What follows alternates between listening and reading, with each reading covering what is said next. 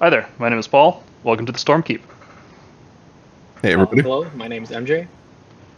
JJ. And today we're going to be talking about Stormhosts and Enhancements as a follow-up video to our previous one, which was just about the units that were in the Battle Tome. Today we're looking at how you would start combining all the special rules that go alongside them. The first thing we want to get into, as requested in the comments of our previous video, we've put together a tier list summary. Given that there's so many Stormcast units, there's going to be these two slides here. Feel free to screenshot them.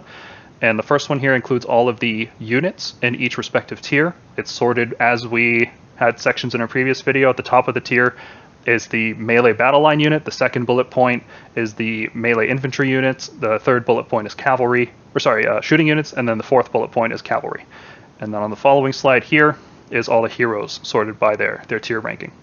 And these are sorted by knights, and then lords, and then unique characters. So if you guys have any other questions about the tier list, please feel free to leave us a comment down below. So, Section 1. First we're going to talk about the Stormhost. They have changed quite radically in design from the previous edition. It seems like every few months Games Workshop changes their mind about how they want sub-factions to work in this game. So this is the most current iteration. Same as we did before, rankings are going to be S through F. S is a very high impact or just really strong ability that can be used to define a list.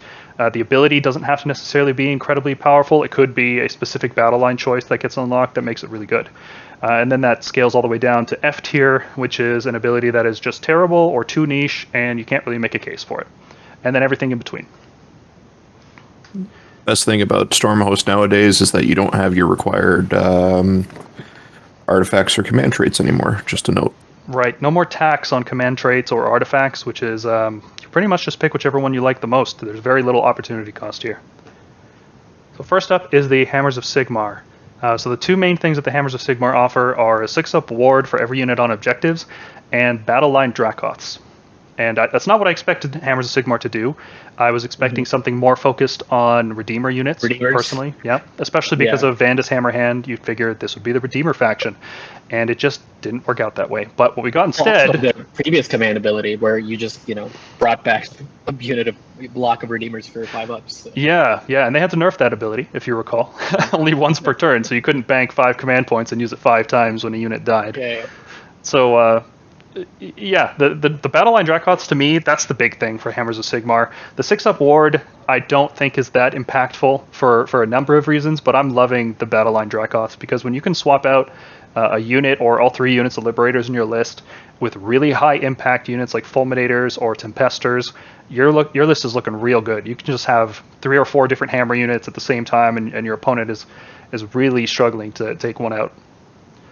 The 6-up ward... The 6-up. I think it's okay. It's not bad. It's like you're fighting over objectives anyway, and it's wholly within 12, not wholly within 6. So that's it is a wide range. But my issues with it, and my issues with it is that you have to compare it to Gardas, right? He's in the book. You can play Hallowed Knights and pay for a 5-up ward.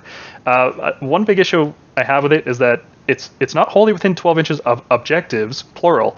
It's wholly within 12 inches of an objective, and oftentimes you'll find you're kind of in the middle of objectives because you're not sure which one you're going to contest quite yet. Sometimes you'll get caught out. You might have one model on one objective and the rest on another, and you end up losing the bonus. And there's a lot of battle plans that have really weird placement of objectives. Some battle plans don't have objectives on the board when you start. It's just weird, especially in Gur, the current season, where you can eat objectives starting on round 3. So you could be fighting and you have your really tanky unit on an objective, and all of a sudden it just gets eaten and you lose your defensive bonus.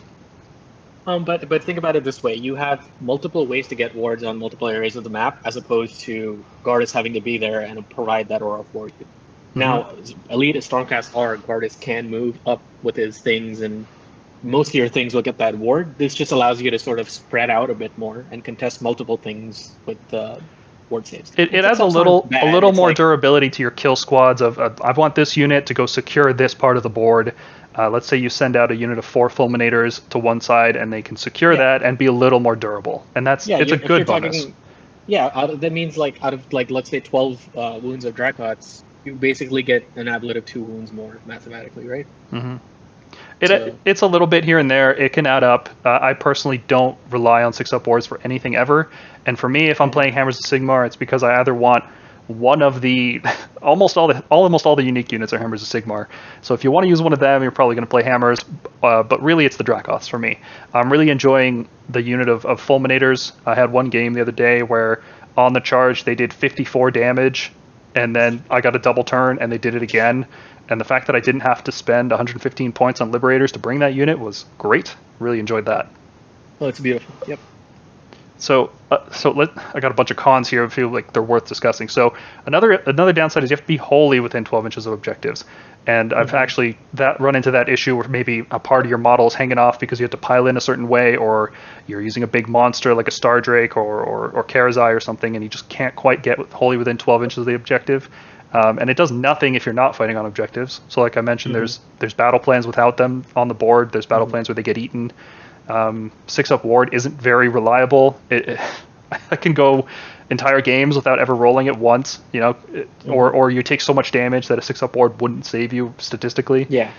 I guess the last thing to talk about with Hammers of Sigmar is the unique units, right? We went over a review of them in our previous video, but the ones that stand out to me are definitely Bastion, first and foremost, and secondary, I'd say Vandis, maybe. I would say Aventus. Aventus as a 40-point upgrade for 2 spells. See, I'm not sure he's an upgrade because you lose the ability to take an artifact with him. So that's a situational upgrade, I would call it. Maybe a side grade. He comes with his own artifact. He comes with his own heroic recovery in a way. Yeah. I'd have to play with Aventus more, and I can't. You know what? I love Fulminators so much. I'm willing to try that list with Aventus and Fulminators just to see how he does. Yep, I want to try that too. Yeah. And maybe some Tempest Lords too. That would be sick because that bonus lasts throughout every phase. So if they're unleashing hell, they get the bonus as well. Bastion, Aventus. Vandis is pretty good. You can give 15 bonus attacks to a big squad of Vindicators every single combat phase. That adds up. Or make a unit of 10 Sequitors with 5 Grand Maces goes to 15 Grand Mace attacks, which is not insignificant. Yeah, it's not bad. Sequitors are a little bit better with that. If they were more cost effective, you might see them in a lot more lists. I actually think there's potential, if they reduce the cost of Sequitors, you could run Astrea, Vandis, a block of Sequitors, and then some Dracolines, and really move that save bonus around as you need it. Get some armor stacking going on. So most of the Hammers units are just Dracoths and characters is why you play this faction. Yeah, it's A tier. Yeah. A tier is right because as good as this is, it's not quite there, and there's more than one S tier faction in this list, and I'm very excited about that. JJ, you got any input on Hammers? I was just going to say, poster boys for Age of Sigmar. It's good to see that they're seeing some action in match play these days. Agreed. Yeah, they're actually good, right? I'm not sure how good Ultramarines are these days, but I know they haven't really been competitive. Yeah, they're keeping up. Yeah, so it's nice to see that poster boy is actually worthwhile. So Hallowed Knights are the first of our S tier sub factions, and it's not because Redeemer units can fight when they die. That's nice, and we'll talk about that. But really, the star of the show here is Gardas, right?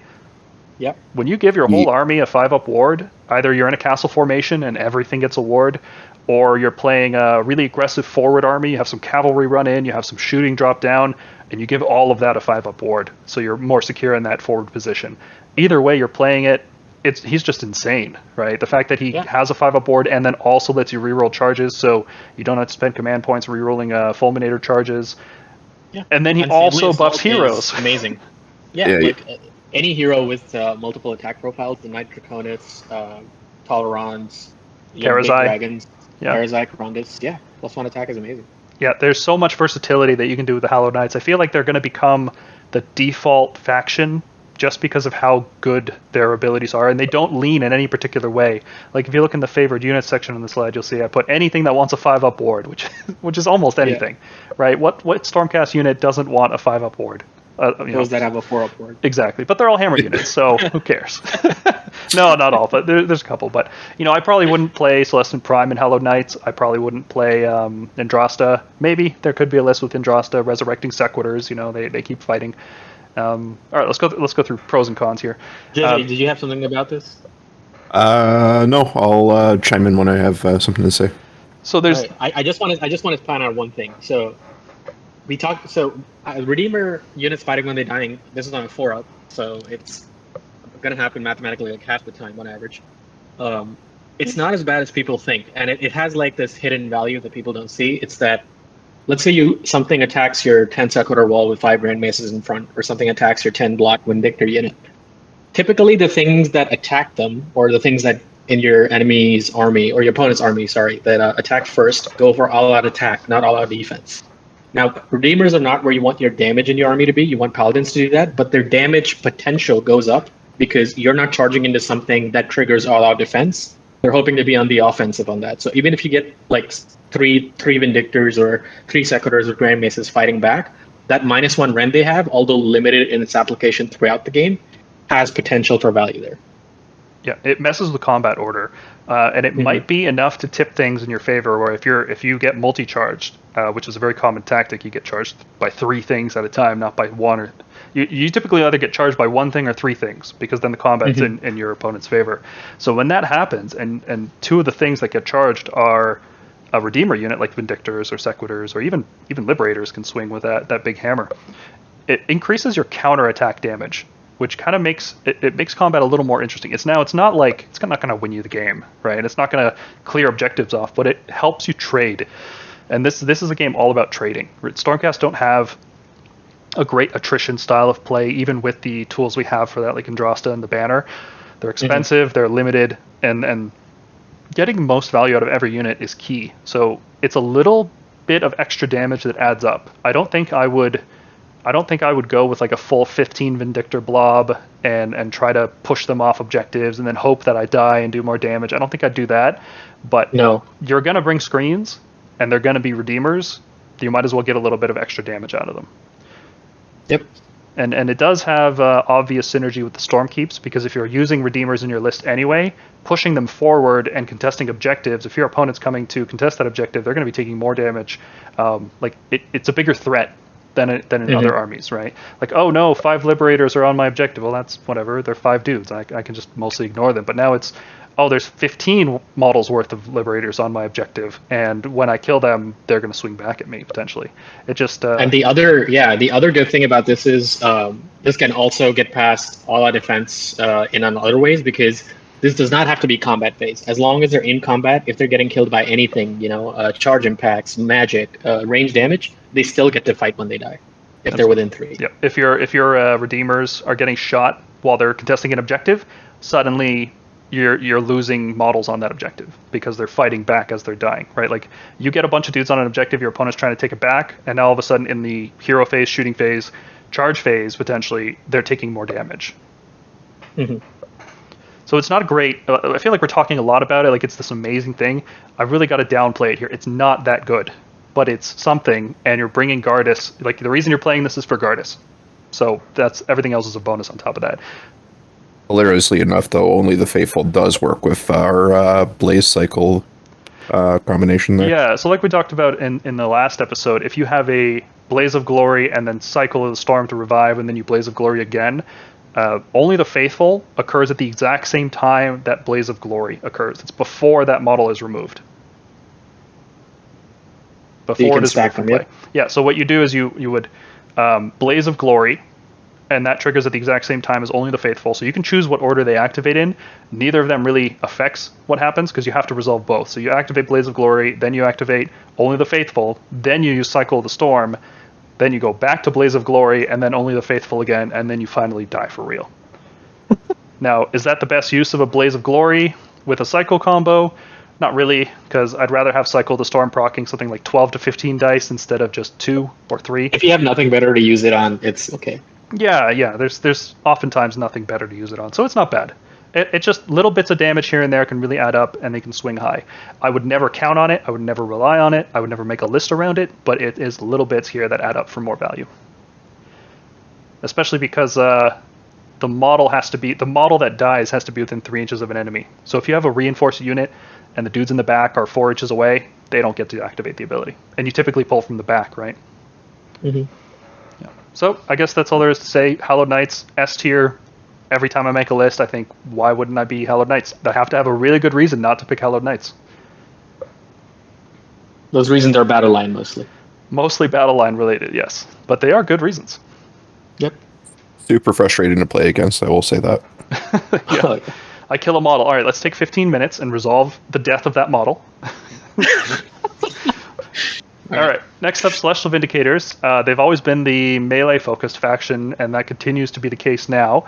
It's a little more interesting because there's really no direct bonuses to shooting. Well, there is a slight bonus to shooting in this book, but with Stormhosts, it's really focused on durability and melee.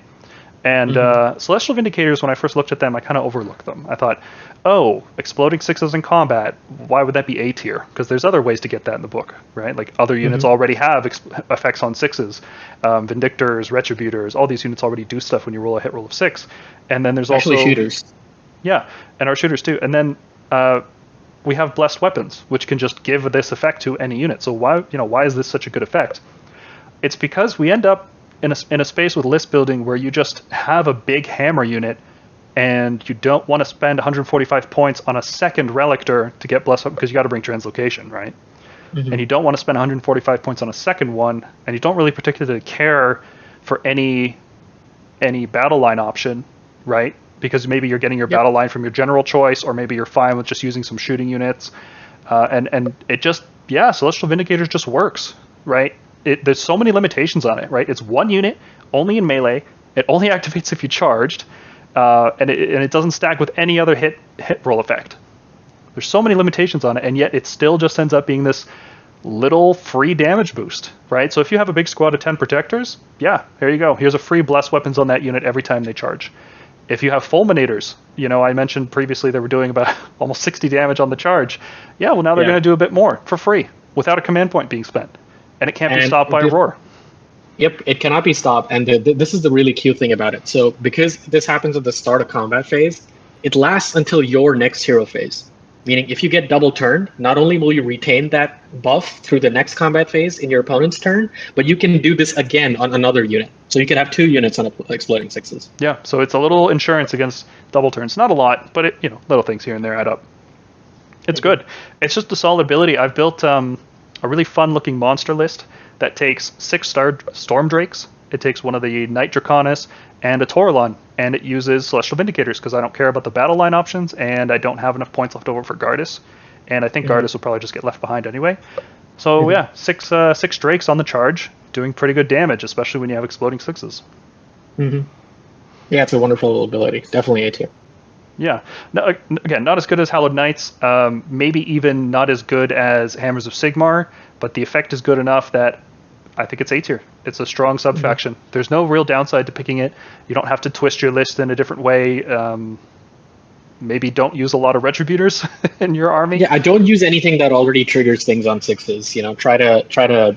That's the only con I would say. It's not that you can't put them, but the Celestial Vindicators really want you to pick things that just do good old traditional damage and no special effects. Yeah, there's some fun combos here. Karazai, who's a huge melee beatstick, really loves this. If you ever get fighting 30 skeletons, you're going to love the fact that you pick Celestial Vindicators.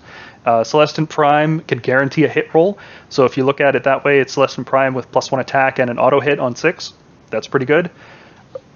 If you get the charge in and you don't have to waste all of the primes, like Indrasta too. Indrasta's good on this. I would argue no. She's only got 4 attacks. Well, she only has 4 attacks, and you have no way to. So on average, she's going to get less than 1 per combat phase. Yeah. But no, it's good. I think people should try out Celestial Vindicators, and it's more versatile than it seems because, frankly, the other bonuses aren't that good. You're mostly picking Stormhosts for a battle line, it seems. All right. Next one. Anvils of the Heldenhammer. Rest in peace. Oh, God. Well, I'll put this on my shelf next to the Knight Heraldor and the Azuros. I've been playing Anvils of the Heldenhammer since Stormcast came out. I've always had the black armor painted since 2016. And I was stoked when they were the best sub-faction, and now they're the worst. I mean, they are paying for the sins, 2nd edition. Yeah.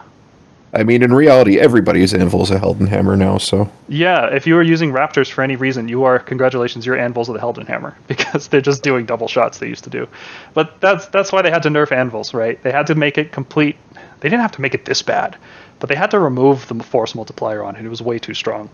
The mighty had to fall, Paul. The mighty had to fall. It doesn't make any sense. It's like, okay, from a narrative perspective, the Anvils have been fighting nothing but death, and then they had that little scuffle with Marathi towards the end of 2nd ed.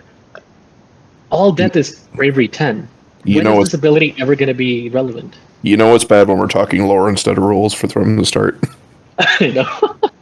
Yeah. But I would have also Deathly Aura is not what they do.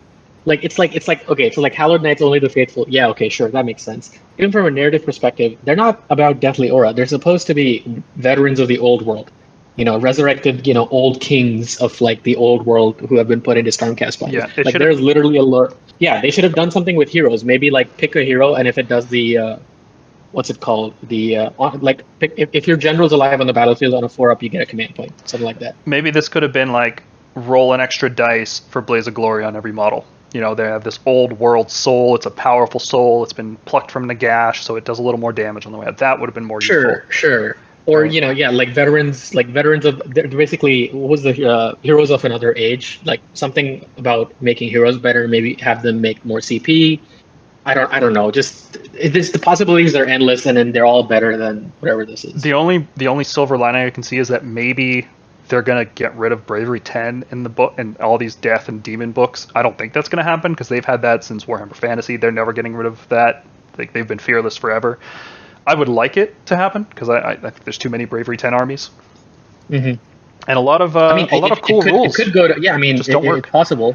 They could just make it attached to heroes. If the hero is present, you have Bravery 10. If the hero dies, you're not. That kind of thing. So let's actually talk about the ability. How it works is at the end of the charge phase, any charge phase, yours or your opponent's, you roll a 2d6 for each enemy unit within an inch of one of your units. Right.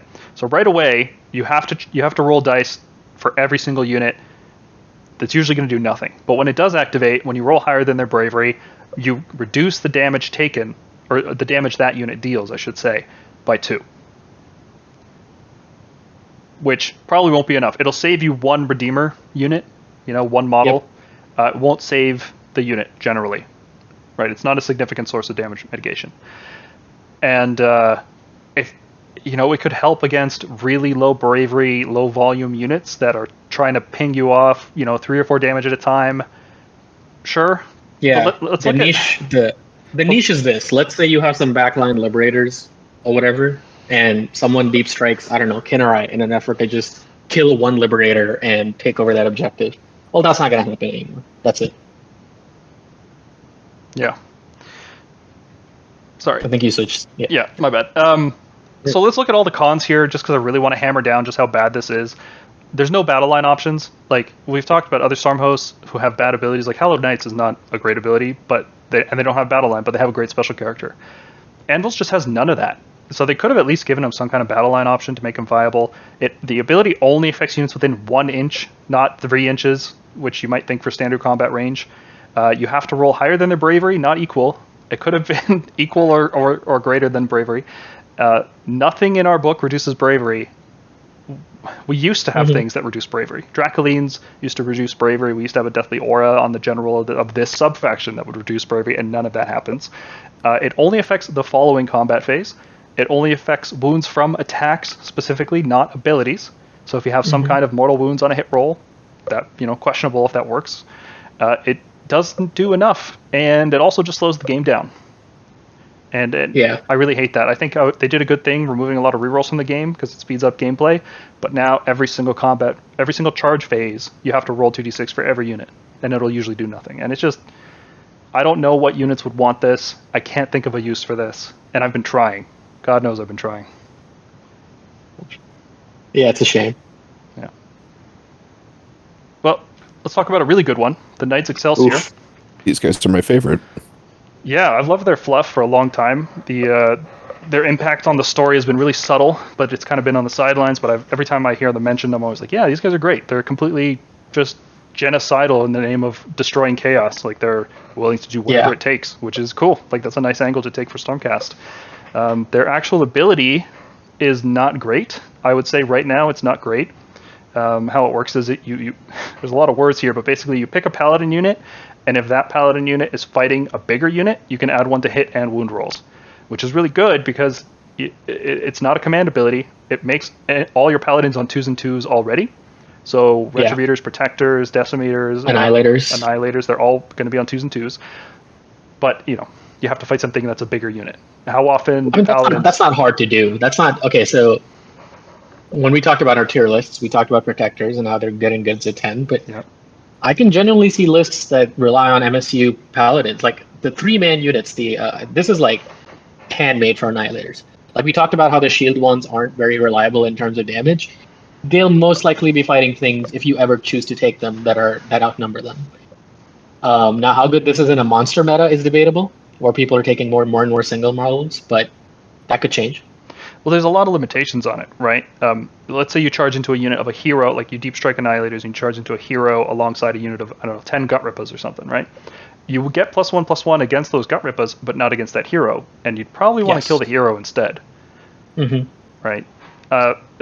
Paladins are also typically our kill big target unit, right? Like when we want to delete something from the game, we throw paladins and Dracoths at it. That's how Stormcast fight. And that is not always a unit of 30 models or 40 models or even 10 models. Sometimes it's just one model, a big monster you want to kill. And for the faction that can reinforce battle line paladins up to 3, it's weird that they have this ability. It's almost at odds with that ability because they're encouraging you to get 15 protectors, but then they're telling you, go fight something bigger than you. So the abilities are kind of at odds, but the reason this is still S is because you get battle line protectors and you can bring 15 of them, or 9 Grandhammer annihilators, or you can just replace or Retributors or anything. Yeah, it's just so good. Yeah, that battle line flexibility is excellent. Same reason Hammers of Sigmar is A. I think Knights Excelsior is S because their ability is a little bit better than Hammers of Sigmar, and battle line paladins I think are a better thing than battle line Dracoths. They just fit into more lists. Yep. Now the downsides of the ability. There's other +1 hit effects. There's Torlons, there's all-out attack. There's just other ways to get +1 to hit. And you can get +1 to wound if you cast Celestial Blades or use a Triumph.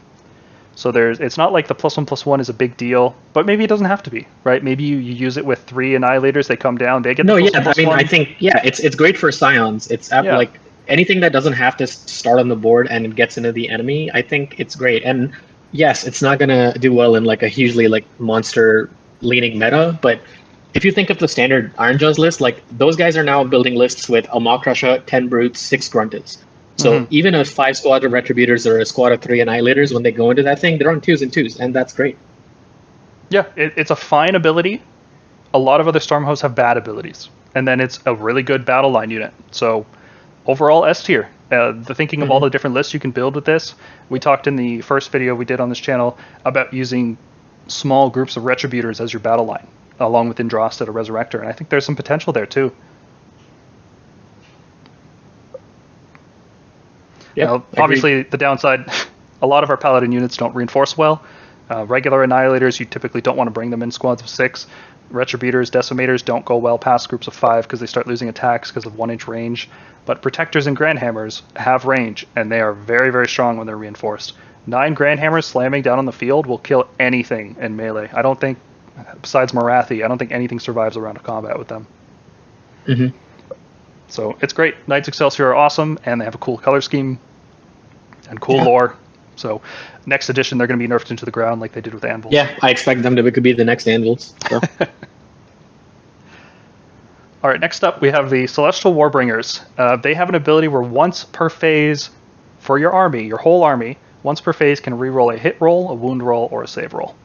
And that is potentially really good because we don't have a lot of ways to reroll in this book, and we do have a lot of weapons in the game that are very high damage, high impact, but low volume. So, for example, Ballistas, Long Strike Raptors, Fulminators with their heavy hitting glaives. Sometimes you want to really reroll. It's a small amount of damage increase. It actually works better, I think, at 1,000 points than 2,000. And that's about all I can say about this. Rerolling one save roll, not that useful, I would say. It could be. I mean, have that on something like the Celestin Prime, against saving that one source of damage. I wouldn't mind that. Things that already have good saves, but somehow you roll a 1 because luck happens, and then you just reroll that. Rerolls for Stormcast are typically more accurate than rerolls for other armies because we are so accurate and we have high armor saves. So rerolling is typically a second chance at a 2-up or a 3-up, which is good, but it's just 1 dice for the whole army per phase. Yeah, it's not something like, it's not great. It's cute. I think what I would have liked. So this would have been really helpful if we could reroll, because where I really want rerolls is the Dragon Breath or the Drakon Breath. Yep, that's one of the cons there. Specifically, Yeah, does not work on Dragon Breath attacks. Yeah. So, and the other thing is obviously like this doesn't let you, because Celestial Warbringers, for those of you who only started at 3rd edition, they used to be the magic chamber. They used to have bonuses to casting. They used to have things around casting. And it looks like from this design, they want us to be warrior first and anything else you are second. So you're not a priest warrior, you're a warrior priest, or like you're a warrior mage. So they want us to fight. They don't want us to have anything fancy regarding spellcasting or anything like that. So being able to reroll spells or even just like 1 dice on the spell roll would have been amazing, but I guess not.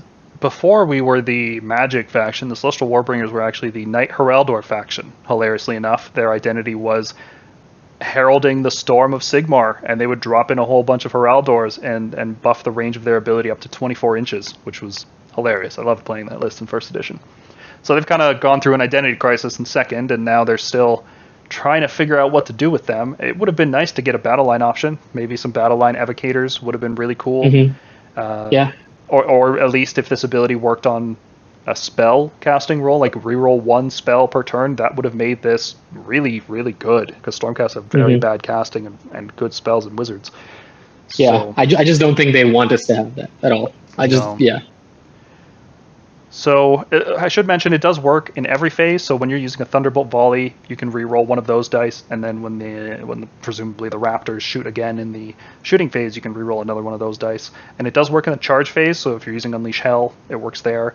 If you have some way I can't think of that lets you attack in the movement and battle shock phases, you can use it there as well. But yeah, I don't see myself ever picking this in particular. I put it in C tier because it's not a bad ability by any means, right? Like re-rolling a ballista shot is really good. Re-rolling just in general is a good effect, especially when you have big hitters like Karazai or Celestin Prime, when you need the accuracy boost. It's not a bad ability, it's just not particularly good. It's one of the better ones of the abilities the Stormhosts give you, right? Like I would rank this higher than the Hammer's ability, I'd rank it higher than Only the Faithful, I'd rank it higher than probably the next 2 as well. Like it's not bad at all. The problem is that it doesn't do enough, and the other ones are just more specific with list building because they give you more battle line options, which gives you more efficient lists. Yeah, there's better utility through other Stormkeeps. Yeah. So I'm wondering how they would improve this one over time, and I'm not seeing it. So I think it maybe should have been put in D tier instead of C, but I'm going to leave it in C because it's not objectively bad. There's nothing wrong with it. It's like if we had like a highly impactful unit like the Cruel Boys Ballista, where it's like, it has 1 shot. Like, yeah, it'd be really good there. I would love this. In 40k, I played Tau for a little while, and one of their sub-factions gives each one of their units 1 reroll per turn. And when I first read Celestial Warbringers, I was like, oh, it's going to be like that. And then, no, it's for the whole army per phase. Yep. All right. C, I think, is a fair ranking for this one. I maybe missed something. If you guys think of something that we missed, please drop it in the comments. I would love to hear it because I really, really want this one to work. Moving on to the Tempest Lords, which I initially had in C tier alongside the Celestial Warbringers, but as we go more into list building, I'm ranking them a little bit higher. I don't think they're quite on the same tier as Hammers of Sigmar or Celestial Vindicators, but I think they're not bad either, and the more I think about them, the better they get. So, good things about them. I'd say the best thing is you can re-roll a dice on the charge roll. 1 dice on the charge roll rather than both. Yes. And that's each time you roll a charge. Every charge unit that flies does this ability. It's not once per phase, it's not once per game, every time you charge. Yeah, I think it's great because it's not as powerful as like a Translocate a move charge or like Gabriel Shorehard doing his thing in 2nd edition, but for those of you who played 40k in 8th edition, before their reroll charges rule got changed, so you have to roll both dice. It used to be you can reroll 1 of the dice, and that made charges even from deep strike a lot more reliable. And I think that's what this is doing for flying units. Yeah, it definitely favors Scion charges, right? Especially for units like the Big Drakes, Karazai, Celestin Prime. I think later this week we're going to be theory crafting up a list using both of those and using the command trait Shock and Awe, which not 100% sold on, but it could be a fun list to do. The problems with this is that it has no effect on any units that don't fly, and most of our good units don't fly. right? Like our big hammer units, our shooting units, none of that stuff really flies. Prosecutors are not the best unit in the book, I would say. They're far they're from not it. worth the battle line. Yeah, if they need to be cheaper than battle line for you to be, I'm going to take prosecutors as battle line and Tempest Lords. They could even let them have bonus attacks on their special weapons, and I still would think they're pretty bad. They're not great units. They do have a really cool charge, 3d6. Rerolling 1 is really insane. That's a long charge that you can use to dive bomb the enemy right out of Scions, or just move up 12 and then do that. But I don't think you would still use... I don't think you replace all of your screens with this, right? I think you still need some backfield objective holders. So thinking about it, it's a good ability, and it does benefit units that really want it, like Celestant Prime and Karazai. Toralons would enjoy this as well. Star Drakes, stuff that wants to get in. It's for those people who, like, if you want to play Stormdrake Guard or any of these flyers, and normally when you play these units, you want to buff stack the crap out of them, translocate them, right? But sometimes, like, if you're really afraid about being alpha struck by range projection, and you want to put your Drakes in Deep Strike, well, this lets you do that and still have them reliably get into something. So, this works with Levitate, no? Yeah, that's something that we're going to mention later when we talk about the enhancements, when we get into spell lores. It does work Levitate. Levitate's a cast value 8, though. So if you're using Krondys, sure, right? You can use one of your spells for a chance to make one of your units fly so that it can re-roll 1 dice on the charge. Yeah, it's a very weird situational list, I'd say that for sure. If there's more ways to fly in the future, this gets better and better. Like if we go to a new realm and there's some command ability where you can pick 3 units and they can fly or something, this gets better and better. It's a fine bonus. It's not incredible. There's better choices if you're going like for raw damage output. You might want to go Celestial Vindicators instead if you're charging them with Karazai. But if you have a wonky Scions list, this is cool. It's a good bonus. It's a good subfaction. Yeah. And the last one on the list is the Astral Templars, which were one of the first ones they previewed.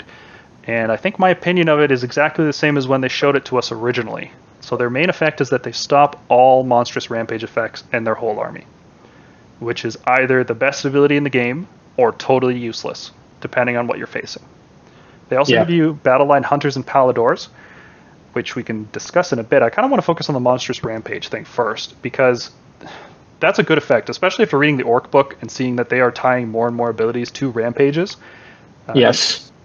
That's a good effect to have. Now, the problem is that there's a battalion that gives you that same effect for troop units, and Stormcast use a lot of troop units. You know, we don't have that many behemoths that we really want to make immune to stomps, because our behemoths are also monsters, which means they're immune to stomps.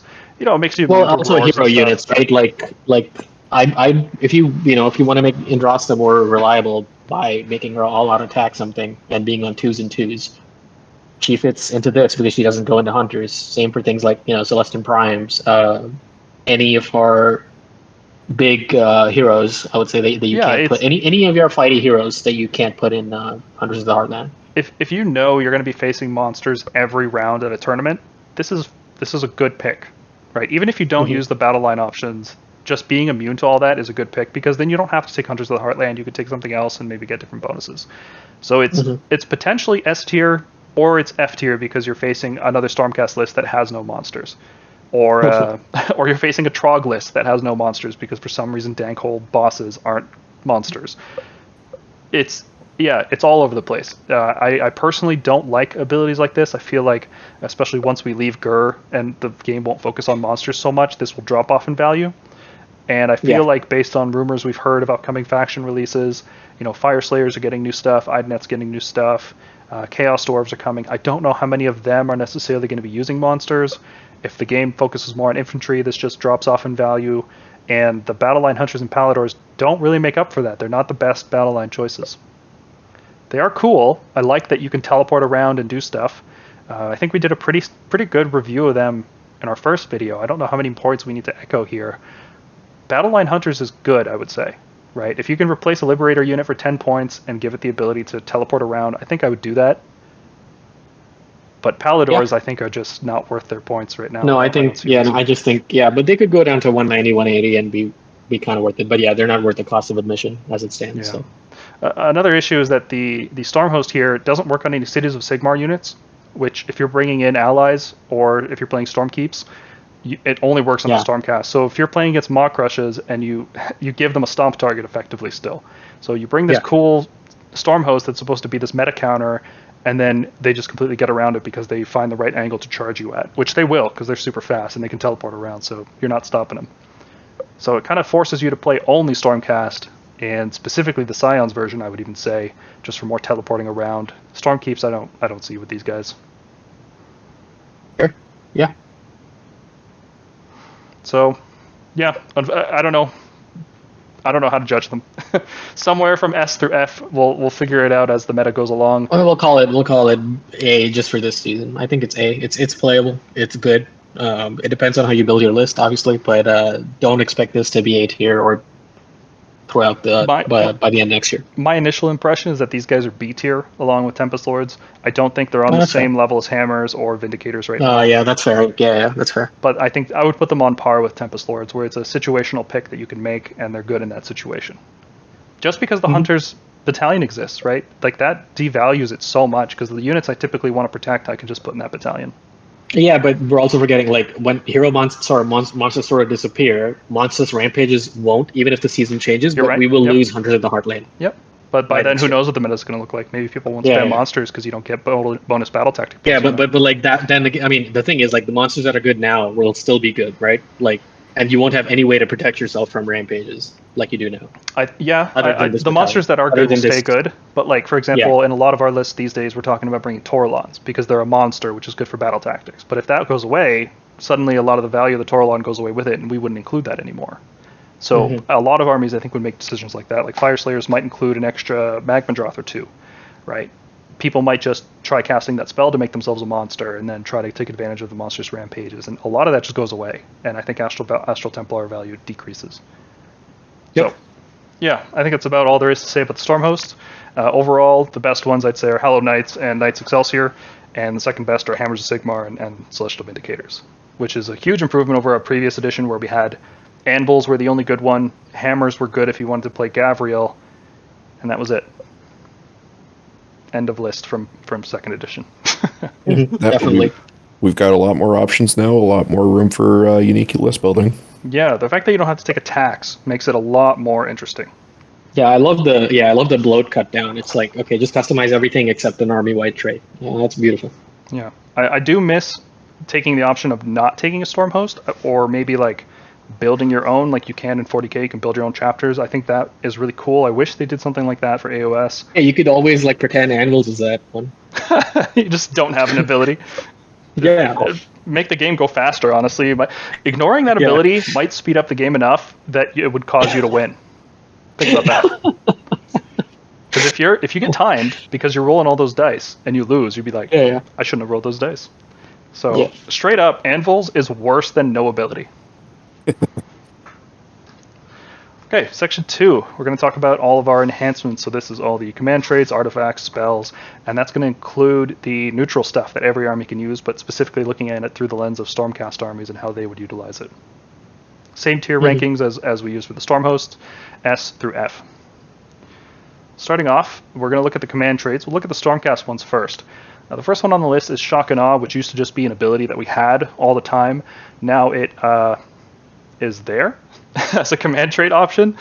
I didn't like it in second edition. I don't particularly like it now, even though I am trying to make lists around it, because it has some cool interactions, right? So it's any Scions of the Storm unit that was set up in the movement phase. Doesn't say you have to be set up with Scions, just set up in the movement phase. So if you use Vanguard Hunters, they would count as that. If you use a Vexillor Banner, they would count towards that. It doesn't work on translocation, but it works on a lot of abilities that make you set up that unit in that phase. And there's no range requirement, right? If your general's anywhere on the battlefield, that unit has -1 to be hit that turn. Now, the problem with that is you're either going to take so much damage back that -1 hit won't matter, in which case, why are you charging out of a setup? Or you're going to kill whatever you attack, and then you don't need the -1 hit. If it lasted until your hero phase, or something, I don't know. So, okay, I agree with the D tier classification, and purely because it's extremely niche. It literally happens in this scenario where, let's say your opponent screens really well, or I don't know, has like a Maw Crusher in the center, and 10 brutes on either side. And so you have to pick an angle at which to charge the Maw Crusher or something to kill it, and then you'll be stuck in combat with some brutes. You're going to kill the Maw Crusher with like 4 Annihilators.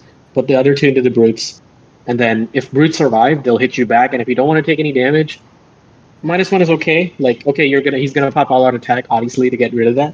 But that's literally the only scenario I can think of where it's like you have to charge something that's next to something, but you cannot afford to focus your attacks on that other unit. Yeah, and it has to be out of a setup charge too, right? Which makes it automatically less reliable. A lot of units that we have that could do that kind of tactic that you're describing are split attackers like Fulminators, where they could split their attacks half and half and wipe out 2 units, and then you know whatever damage they take back you could mitigate. But because what I don't like about what I don't like about this is like this would have been extremely good to have if you could use the Impertinence ability more than once. So like I could have 2 units of Annihilators on either flank charging them at the same time, and then I attack with one and it's their turn, they attack me, but they're on a -1 to hit. So that would have been more impactful. But considering you're only dropping things one at a time, I don't think so. I think the only thing keeping this ability out of F tier for me is that Tempest Lords takes really good advantage of it. When you drop a bunch of units in with Scions and then they're re-rolling 1 dice on the charge, that's pretty good. I really like that, especially if you have, Celestin Prime always just dies after he charges in. I think even with a 4-up ward, he's still killable. And -1 hit really goes a long way to stacking onto his already impressive defense. So that, alongside with a Karazai maybe dropping in and getting a reroll because he has a flyer as well, I think there's potential there, and I want to try to build that kind of list. So I'm putting it in D tier. I don't recommend anyone build it necessarily. I don't think it's going to be nobody's taking Karazai and Shock and Awe. You're taking. We'll discuss it, but you're not taking that. Well, that's the thing. In Tempest Lords, you might not take the other one, right? True. Yeah. Okay. Because it doesn't work on Prime. It doesn't work on. But yeah, D is. I think it's niche enough to be D. I think maybe like a C. Yeah. So, Staunch Defender. JJ, do you recall what Staunch Defender did last edition? Because you're fairly new to the game, but maybe you remember what Staunch Defender used to do. I remember that it gave you a pretty good save buff there. Now it's a husk of what it used to be. Yeah, and it was. I would rather take Shock and Awe over Staunch. Yes, it was really, really good. Oh, that's another thing about Shock and Awe. It only works for Sounds of the Storm units, and the only units that get Sound of the Storm are Stormcast. So none of these allies or anything. In case you're thinking of shenanigans with that. Anyway, back to Staunch Defender. Staunch Defender in first edition was insanely broken. And then in second edition, it was, unless you're playing Anvils, you should be playing Staunch Defender. And at the start of third edition, before this book came out, Staunch Defender was insanely good because it was an all-out defense everywhere around your general all the time. Yeah. Yes. It was like a proto Gardas almost. Yeah. And now it sucks. More recently, Gardas is the best. Gardas, number 1. Stormkeep. Yeah, this paid for the sins of people being annoyed against 2-up Star Drakes. That's why. Yeah. Stormkeeps are situationally useful, and the reason they're useful is not because of this ability where if your Redeemer gets charged on a 3+, you can deal D3 mortal wounds. That's not why you picked Stormkeeps. So re-rolling the damage that it suffers, is it the damage or the... Couldn't have been... If it was re-rolled at 3-up, because it's not automatic. Like, you have to roll a 3-up and then do D3. If you could re-roll that 3-up, that would be far more useful. If it was just guaranteed D3 when you get charged, that's pretty good, actually. That's like, from second edition, there was a spell, Shield of Thorns. If you get charged, take D3.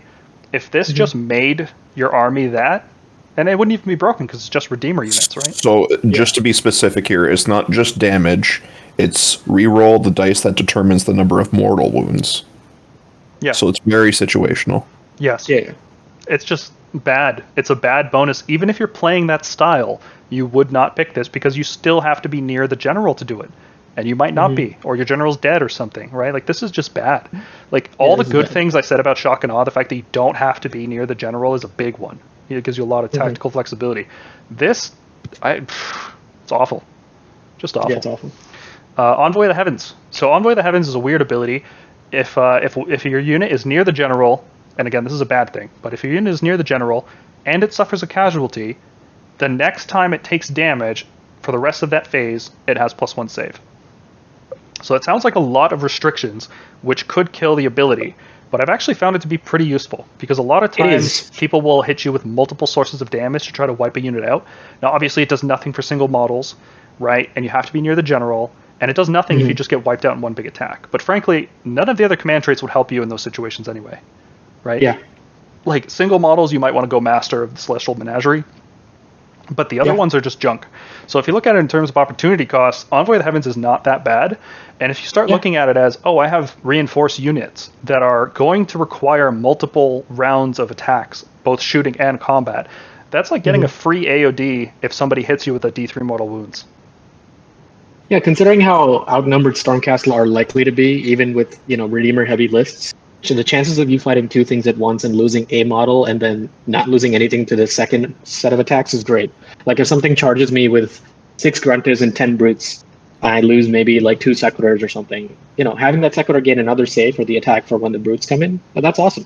It's a nice bonus. I think, this is what Staunch Defender should have been renamed. Like, rename this ability Staunch Defender, and it's a true successor to what that ability used to do. Yeah. It's fine. It's not a bad command trait by any means. I think just because Relictors are so useful, and if you're using Envoy of the Heavens, it means you have units that you want to translocate around, in which case you want to take High Priest rather than Envoy. But it's not bad. And if they, down the road, make it so that you can't take the universal ones anymore, or they change them because there's a new battle pack, then Envoy of the Heavens is probably going to be the default pick for a lot of Stormcast lists. So it's a B-tier ability. It's not bad by any means. And we come to Master of the Celestial Menagerie, which is -1 to wound on any monster Stormcast units with melee weapons. And I've listed as many downsides as I can to try to not hype myself up about this as much as possible. Age of Sigmar is still a very melee-focused game. Even when there are heavy shooting armies, the majority of the game is still melee-focused. So even when it does nothing for you, look at your other options. If you're running a monster list, all of your other options are trash anyway. So whatever, you're not losing much, right? But in the situations where it's good, it's really good. You have 6 Drakes, you have a Taurolon, you have a Star Drake, you have a Knight Draconis, you have Karazai, and you stack all these save buffs on them, and then you stack hit debuffs on them, and then you give them -1 to wound as well, and you're like, people are going to hate this. People are going to hate playing against Drakes because of how durable they are, and this is one of the reasons they're so durable. And there's hardly any wound buffs in other armies. Like, wound buffs are extremely rare. So you're putting things like, most things in the game wound on 3s, and putting them to 4s is like just cutting that output by a lot. Yeah, and if you think about something like, Mortec Guard, who are basically, in my opinion, one of the best battle lines in the game, like one of the best, they go to wounding on 5s, and suddenly your list is so good against them now. It's like, it's a big deal. Awesome. It's if you're playing 40k, this would be the equivalent of giving all your units +2 toughness for the most part, right? Because people won't. People always try to shoot you on 3s. This is just nuts. This isn't. If this was in 40k, people would be going insane for it. So it's really good. Now it is very niche in the sense that you have to build around it. Like, just having one monster may not be enough to justify this ability. Like, if I just had a Karazai in my list, I might not pick this. I might pick something else. But if you have Drakes, Taurolon, Draconis, Big Dragons, Star Drake, strong ability. It also, fun fact, if you transform a hero into a monster, they gain this effect for that turn, right? They do. So if you're running Monster Mash, which seems to be a pretty good way to go right now, this is a strong ability. Out of the 4 Stormcast command traits, this is easily the best one, even though it is the most specific, just because the other ones are really bad. Yeah, despite its niche sort of list building applications, it's just, in terms of raw power, it's pretty good. Moving on to the universal traits, first up we have Battle Lust, which allows your general to reroll, run, and charge. Now, Stormcast don't have... Well, we have one way to run and charge, and that's with a Holy Command, which I could actually see us using at some point in some lists. The ability to run and charge with some big hero or some big unit. Sure. I can't picture a Star Drake taking this over Master of the Celestial Menagerie. I ranked it as C tier because it's not a bad effect, and we do have one way to run and charge. Problem is we have a lot of reroll charges available, so that's a marginal gain there. It's just not great. Yeah, no. I'd rather run 6 than run and charge most of the time. Yeah. It's a marginal gain to mobility. Skilled Leader generates some command points on a 5-up. Stormcast are very efficient with their command points. We don't buff a lot of units, and we have an Imperatant if we really need a lot of command points in one list, and we can take Prayers to generate command points, and we have a pretty good prayer dude that can do that. So I wouldn't take a command trait for that. I would take a command trait to reroll Prayers on one Relictor. That is amazing on Relictors. Yeah, 35 out of 36 times you're going to succeed that translocation, which is an insane reliable thing. Almost 100%. Like, I would always have backup plans if translocation fails previously. I don't make backup plans anymore. I just rely on it now. Yeah. It's really good. Even if you're not using translocation, you can re-roll the healing prayer, you can re-roll the lightning prayer, you can re-roll divine light if you're taking that instead. High priest should have been a Stormcast trait, frankly. Yeah. Heroic stature, +1 wound. No, who cares? Not enough. That's not good. No. Might be some shenanigans down the line where specific wound counts are important, but the fact that you can turn a 9 wound hero into a 10 wound hero and make it weaker, I don't like that. Yeah, no, that's why it's bad. It's because it's like it actively like works against you. In some cases, yep. Now it does give you an extra dice for Blaze of Glory. Nah, whatever. Not worth it. Nah, not worth it. All right, and then Master of Magic. Stormcast have bad heroes, so if you get to reroll one of those spell casts per turn, it's pretty good. If you're trying to cast a key spell, you're trying to get that off, then that's a nice accuracy boost for that. It also has the side effect of giving you a stronger Unbind and Dispel if for some reason you're using those. So that's a very good effect, and I would rank that as A tier just because of how useful it is for this army in particular. Having a re-rolling cast on Shackles, if you're trying to play like an all-shooting list and you don't want your opponent to come to you, that's not bad. Mm-hmm. Now the problem is that Stormcast Wizards, the ones that can take this trait, only cast 1 spell per turn, right? This is... Yeah. I think we basically have 2 double level 2 wizards in our book, and that's Cronus, who can't take it, and Aventus, who can't take it. So it's good. I don't mind this at all. And there are some lists where I might not necessarily care about re-rolling a translocation, but I would care about re-rolling Shackles or Geminids or something like that. So I think I would consider this in some cases.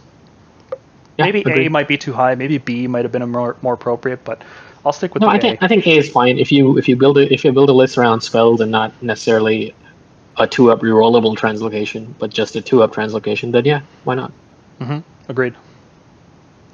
So overall, mixed bag with command traits. Most of the Stormcast ones are terrible or really specific, and the universal ones are also specific but really good. So kind of just have to pick based on what your list is doing. And in general, the ones that are so good, like High Priest and Menagerie, are so good that you actually want to build a list around them.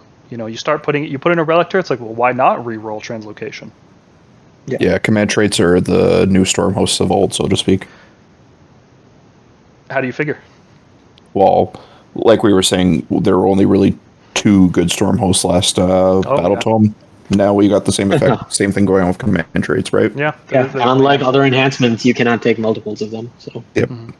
I'm glad we at least get to pick them. I like that it feels like there's less options, but more customization, more viable options. I agree with that. All right, so move on to Artifacts.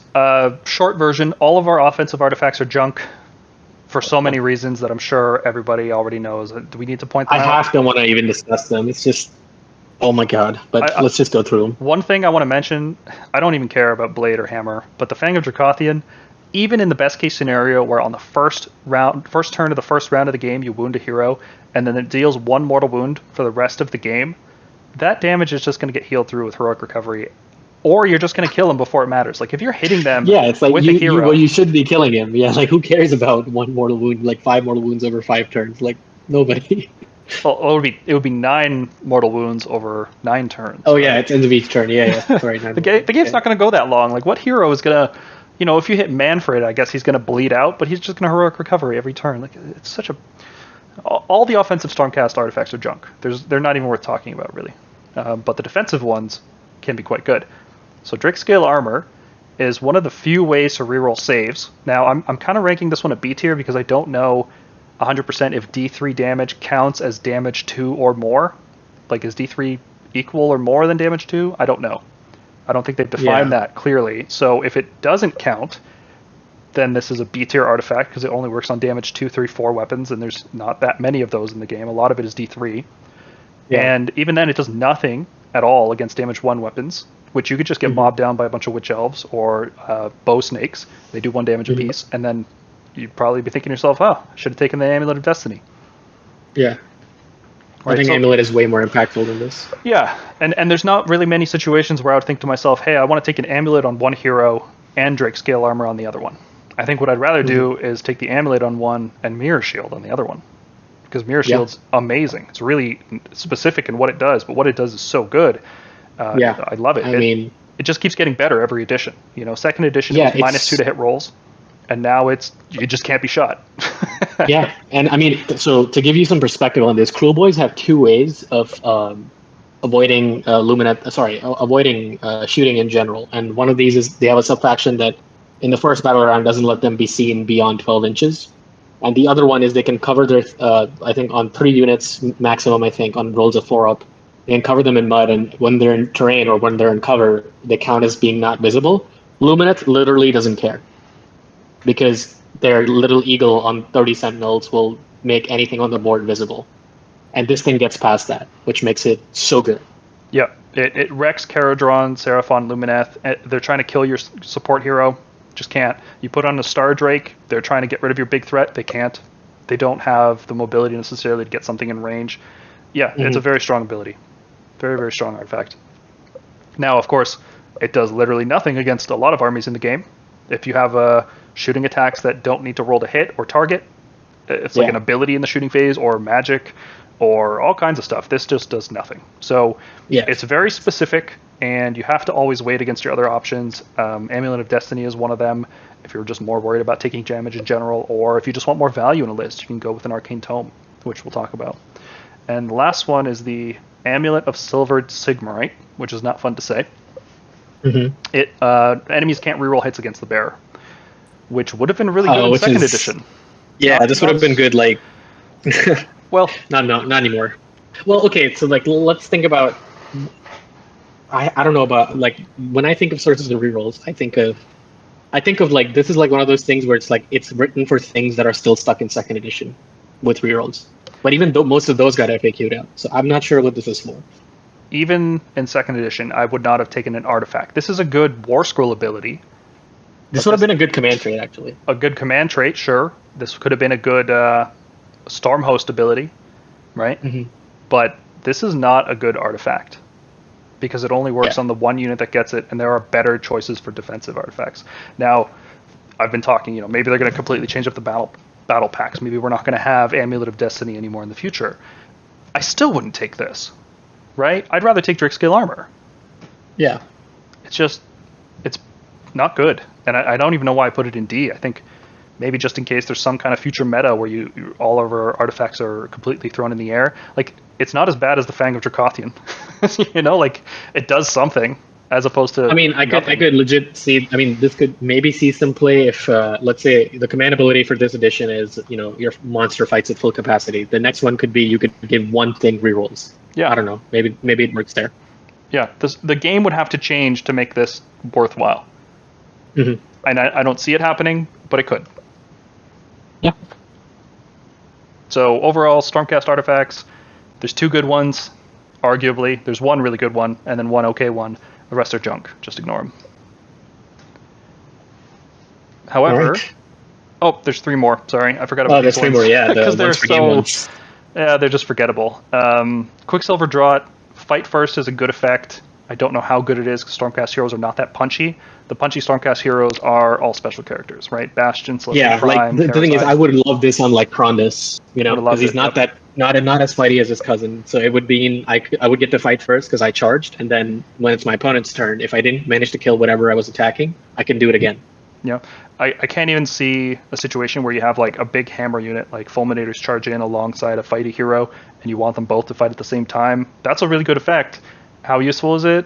Not very. Maybe a Star Drake might want this once per game, but I'd rather take the Amulet. I don't know. I don't Defensive artifacts. Why wouldn't you just take the Amulet on Star Drake? Yeah.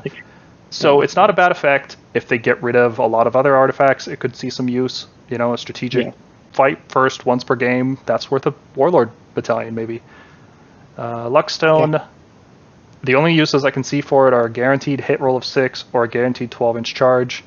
But when do you really want this? I can't think of a single thing that can take an artifact that I would want this on. Yeah. Maybe a Knight Draconis, because the idea being the Knight Draconis doesn't have the same hero phase movement as the Stormdrake Guard, so he can't keep up with them. And if you really want to, I guess, get the Night Draconis also into combat, you could Deep Strike him and guarantee your charge with Luckstone. But if you Deep Strike him, he's not going to be able to use his Double Breath ability. Oh, sure. I mean, I said, it's extremely niche. If you want to save, not do the breath in the first round, but on the second round or whatever. But let's be clear. Guaranteed 12-inch charge is a strong ability, and it is worth an artifact slot if you can figure out how to use it properly. If you ever end up getting a hero who can take this, and he's like just fighting right out the gate, like in the future, maybe with a second wave with models, sure. Yeah, when the second Thunderstrike units come out in about a year. Yeah. Sacrosanct Thunderstrike, baby. Obsidian Amulet, once per game, you can make yourself immune to spells. That the bearer becomes immune to spells, which is, again, a really strong effect against specific threats. Caradron drop in with the Warp Lightning Vortex, Teclis, Croak, Nagash, charging you with 8d3 mortal wounds on Arcane Bolts. It's just... These are it's just so specific. It's like they're built for League games and not, They're built for which is okay. Not everyone can be. Right, you put this in a sideboard. I know I'm facing Teclis. Okay, slot this in. Which, by the way, more tournaments have started to do. Like there was a tournament I think 2 weeks ago that did this. That you brought two lists and you had to play both of them at least once. And that was I just can't think of a time when Stormcast in particular, the army with access to 4-up ignore monstrous cavalry and dispel scrolls and basic heroes would need more defense against wizards. Yeah. Just fair. Not seeing it.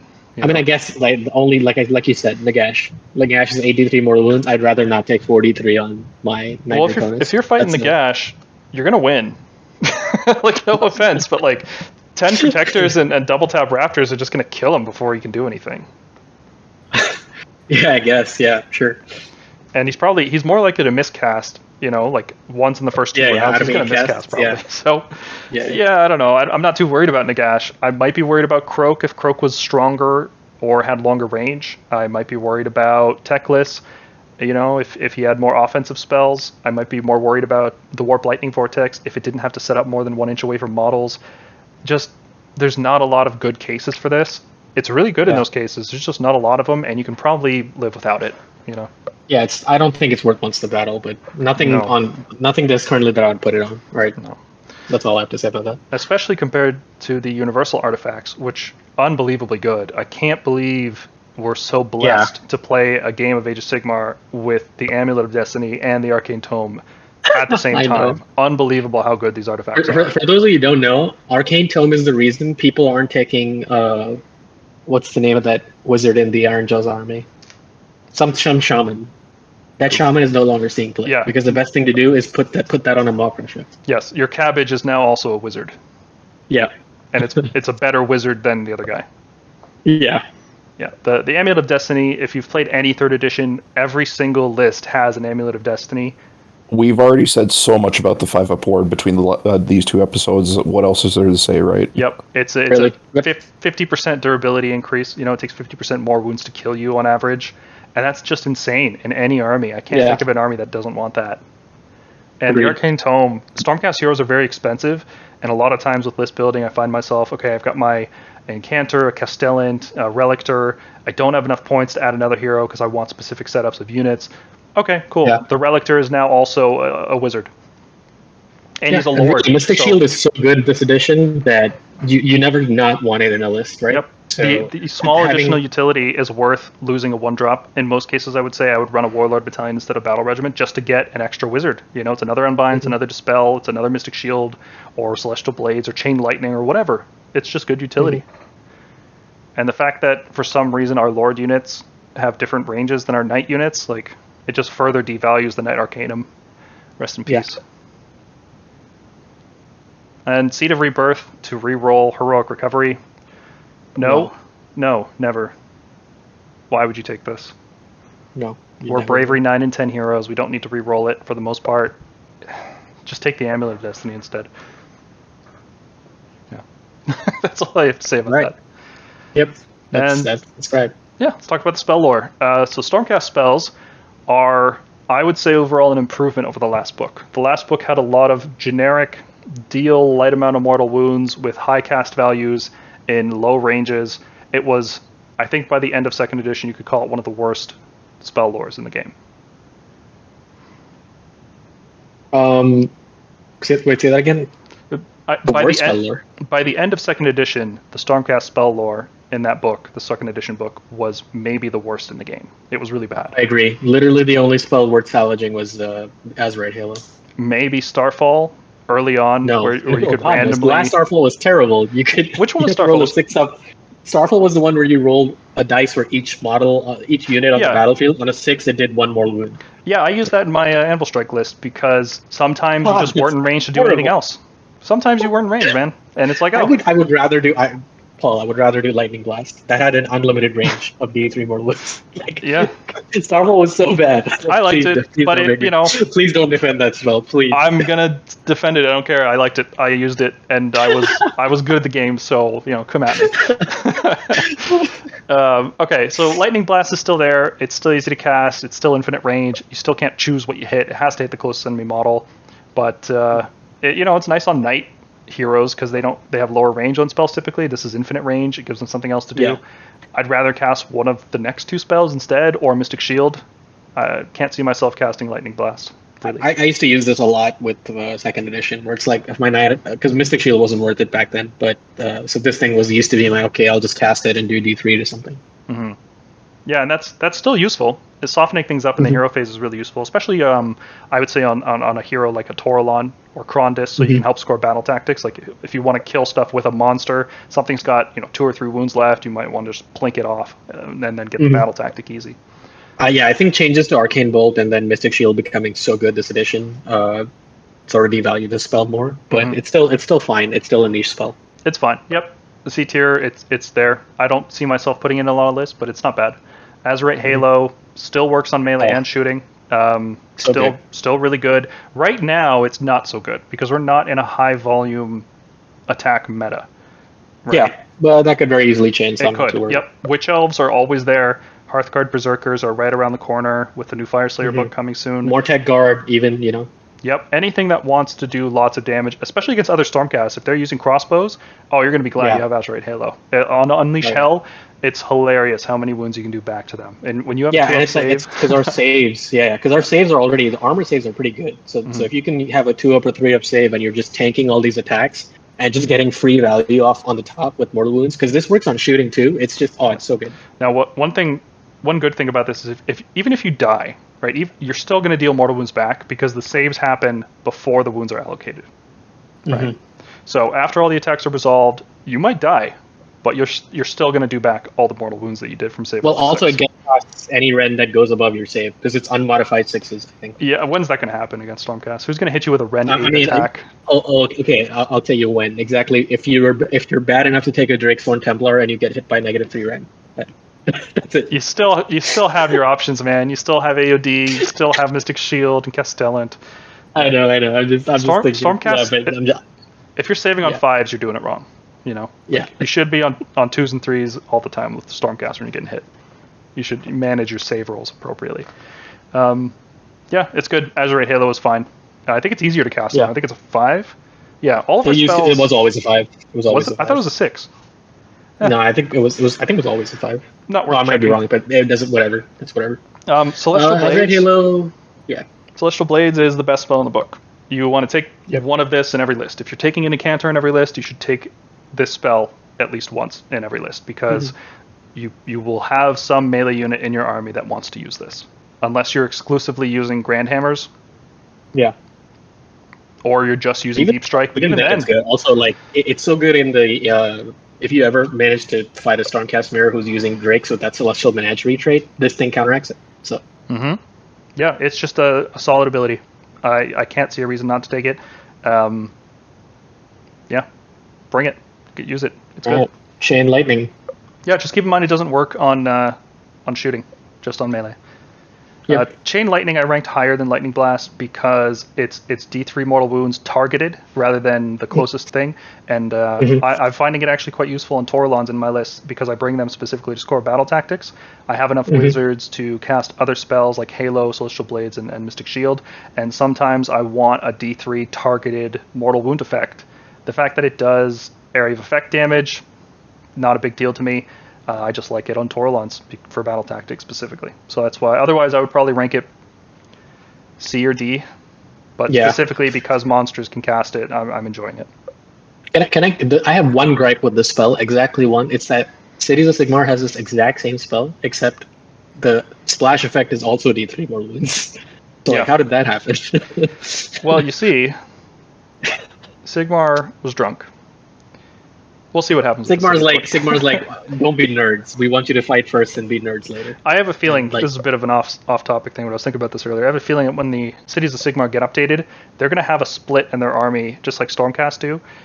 You're going to be able to pick your whatever Stormkeep, or you're going to be able to pick Dawnbringer Crusade. So you're either going to be a defending army or you're going to be an attacking army, just like Stormcast. I think there's going to be that duality there. So it's going to be cool to see how they exactly develop that, if they do. I don't have any insider information. I don't know nothing. Thundershock, very strong effect, right? And -1 to wound on everything in an area on a 3+. That's the killer for me, is that it's on a 3+, because you have to cast it first, and it is a cast value 6, unlike a lot of other spells which are only 5s. And it does affect every unit in range, and it does work on melee and shooting. But the fact that you have to roll a 3+, I despise that. I despise multiple levels of randomness. Yeah, like I think 2-up would have been better, because 3-up means if you're doing this on 6 units in range, you'll feel it on 2 of them, and it'll suck. Yeah. Now, it doesn't stack with Menagerie, which is generally what we care about, keeping alive as big monsters. Like, this is fine, but a lot of lists are just going to kill stuff before it matters. And I'm not going to... I just hate the fact that I have to roll so many random things. Like, roll to cast, roll to unbind, okay, and then I'll consider upgrading this to B tier if you're playing, like, on Redeemer Castle, like a Redeemer-heavy castle, and you're moving that castle up before you can break yourself out. And then when things attack your castle from all angles, you can go, okay, I'll Thundershock, and a bunch of units are not as good anymore. Maybe I could see it in that Indrasta list that I was talking about, the Retributors, you know? You're just trying to reduce their damage long enough so that you can survive, and there's not a lot of other defensive spells in here, right? So that could go a long way. Doesn't do anything against mortal wound armies, doesn't do anything against abilities, just wound rolls. Like, there's limits, random. Good spell, though. I want to try to make it work, despite all the griping I just did about it. Starfall is the same thing, right? Cast the spell. It's an easier to cast spell. It's only on a 5. And Denying Pylon is really good. But, again, 3+. So it's... I don't know. How many times does Roar fail for you? This is going to be exactly as accurate as Roar. In an area, mind you, but... don't like that 3+. I mean, if it was... I don't know if I like 3 inches at that point. You maybe hit 1 unit with that, if I'm being honest. Yeah. Yeah, it is also a smaller range, too. So, yeah, not feeling it. Not even out of a spell portal with Krondys. I just don't. Yeah, I wouldn't give up a spell slot for this. No. Maybe. Even. I really wish we had a wizard that just knew the lore. I was really expecting Krondys to do it, like, or just Aventus. know the whole Storm. You might think Aventus might know it. because that seems to be the common theme. It's like if you're a master wizard, like Gobsprak knows the entire lore. It's like, why doesn't Aventus know the lore? It's weird. I mean, I could see use for it against Soulblight when it comes to Radikar. He has a 6-inch pylon. But yeah, there's just other ways to dispatch him, right? So I bet you when they release Thunderstrike Stormcast, we'll get a hero who knows the lore, and then it'll be good, because situationally you might use it. Hey man, maybe it's the Celestial Warbringers Lord Commander. Right. I hope so. He just comes out of nowhere and is like a huge hero in the story, and everybody loves him, and everybody looks back on this podcast and like, whoa, I can't believe these guys talk shit about Celestial Warbringers. He's got like 5 horns strapped to him, so he can do the 1.0 list. Okay, universal spells. Flaming Weapon. It's okay, right? If you give an Arcane Tome to a Knight Draconis, they can have damage 3 attacks instead of damage 2 with Rend 3, which is Rend 3, which is amazing. That's a Galmaraz, right? That's Celestin Turn him into a Celestin Prime. Yeah, with 2 more attacks. You know what's hilarious? The model itself already has a flaming weapon. Yes, so it's quite fitting. Now, I wish I could use this on Krondys or Aventus, but you can't. Let's not get crazy here. And all of our wizards are generally not the highest damage attackers. They usually have Rend 1, where you really want to stick this on Rend 2 or Rend 3 attacks. So marginal value on a Toralon or a Lord Arcanum of any kind, really. It's really just useful if you give an Arcane Tome to a hero that has a Rend 2 attack. But I can't see a lot of lists where you'd rather cast Flaming Weapon instead of one of the defensive spells that we have. So it can be useful and for all the Timmies out there that just want to run forward with wizard dragons that have flaming weapons, it's going to be great. I just think there's better choices. Yep. It can be used on mount attacks, by the way. So if you find a really cool mount attack, you can stick it on there. Yeah. Levitate, cast value 8. I think that's enough to say about that. Yeah, no. Given how terrible our casting is. Yeah. Why is it 8? Nope. Because fly with some things that have insane movement gets you over things, but then most of the things already fly that you want to get over things with, so who cares? Like, were they worried that it would just break the game if you could have a chariot fly around? Like, would that break Slanesh? Maybe. Like, having Sigwald fly around, or what's his other name? That other big one? Glutos? Or that would be, I think, that could be good. Good enough that you have to make this cast value 8? Why don't you just put a wound restriction on it? Models with wounds 8 or more. I don't think they give it much thought. So just whatever. Tempest Lords can reroll a dice. Sure, whatever. Pass. Ghost Mist. Yeah. You know, maybe someday Levitate's good. That's why I put it in D. It's not complete garbage. It's good effect, but no, it's not worth casting. Yeah. It's hard to cast. Ghost Mist. No. Also a pass. Like the blocking line of sight is a good effect, but you have Scions to block line of sight. Yeah. Just put not only that, but like, let's say you're playing like, okay, so I can't remember. I think it was old Legion of the Prince, or like I think Slates of Darkness has this thing on a Demon Prince, where like any terrain he goes into, essentially he turns the terrain black. And I've seen lists where that has been like really good because it was all melee lists, and he was just completely wrecking like Terradron Overlord players with that. But it's not. I don't think it's worth a spell slot, and it's especially not good because you have to cast it. It's not something you get automatically. Yep, so. And unique wizards can't take it again. And I don't know how your local meta is, but some people don't play Age of Sigmar with a lot of terrain. Terrain is just like this thing that beautifies the battlefield rather than forcing interesting choices on the players on how to fight. Well, I don't want to say they're playing the game wrong, but they are playing the game wrong. It's way more fun with more terrain. I agree. Like most GTs have better terrain. Thank goodness for that. But it's like a lot of games, your terrain won't even matter. It'll be treated as this thing that's not there until it's there. So. Yeah. Well, even in the best case scenario, what armies really care about this? Lumineth, they can just shoot through it anyway. They don't care about line of sight. Mm-hmm. Seraphon can teleport around it. It's a bit of an obstacle for them. Caradron, just deep strike around it. So marginal. And then it blocks your own shooting too. Like, you can't turn it off. So yeah.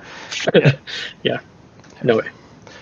Talk about the prayers. Stormcast prayers, we've talked a lot about these ones. They're all great, I would say. You'll notice Blessed Weapons is in C tier, and there's reasons for that, but Divine Light is awesome. It's the only way in the Stormcast book to reroll hit rolls of 1. Only works on 1 unit. It has to be within 18 inches, unless you're some kind of idiot who took a Night Relictor. Then it's 12 inches. But 1 unit within 18 inches, you get to reroll hit rolls of 1 against it. It's good. It's a good prayer. It's good enough that I considered bringing a second Relictor to a lot of my lists. Yeah. And then Translocation, it's so good. Do we need to talk about it more? It's incredible. No, it's so.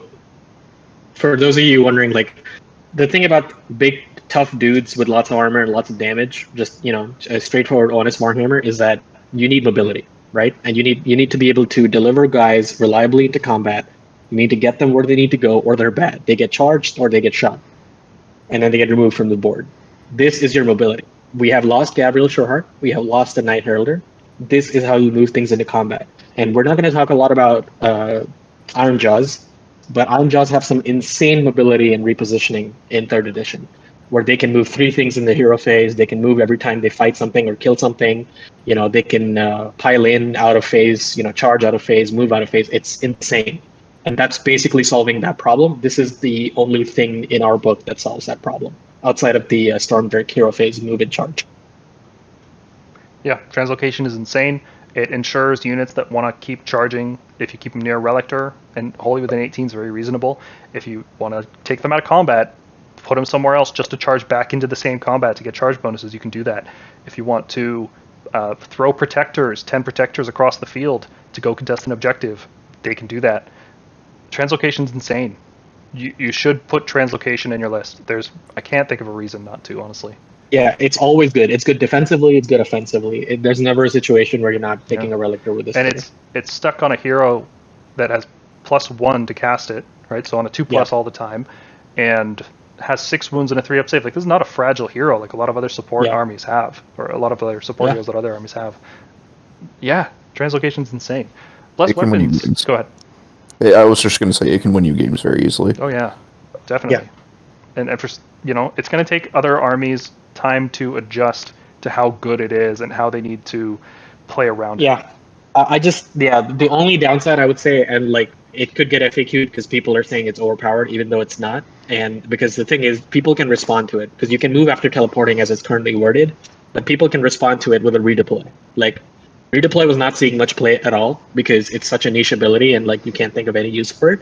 This is what redeploy is for, because on average they can make your, like, if you do 10 protectors and you move up 4 inches, they could turn your charge into an average of 8 inches using redeploy. Yeah, it's a good ability.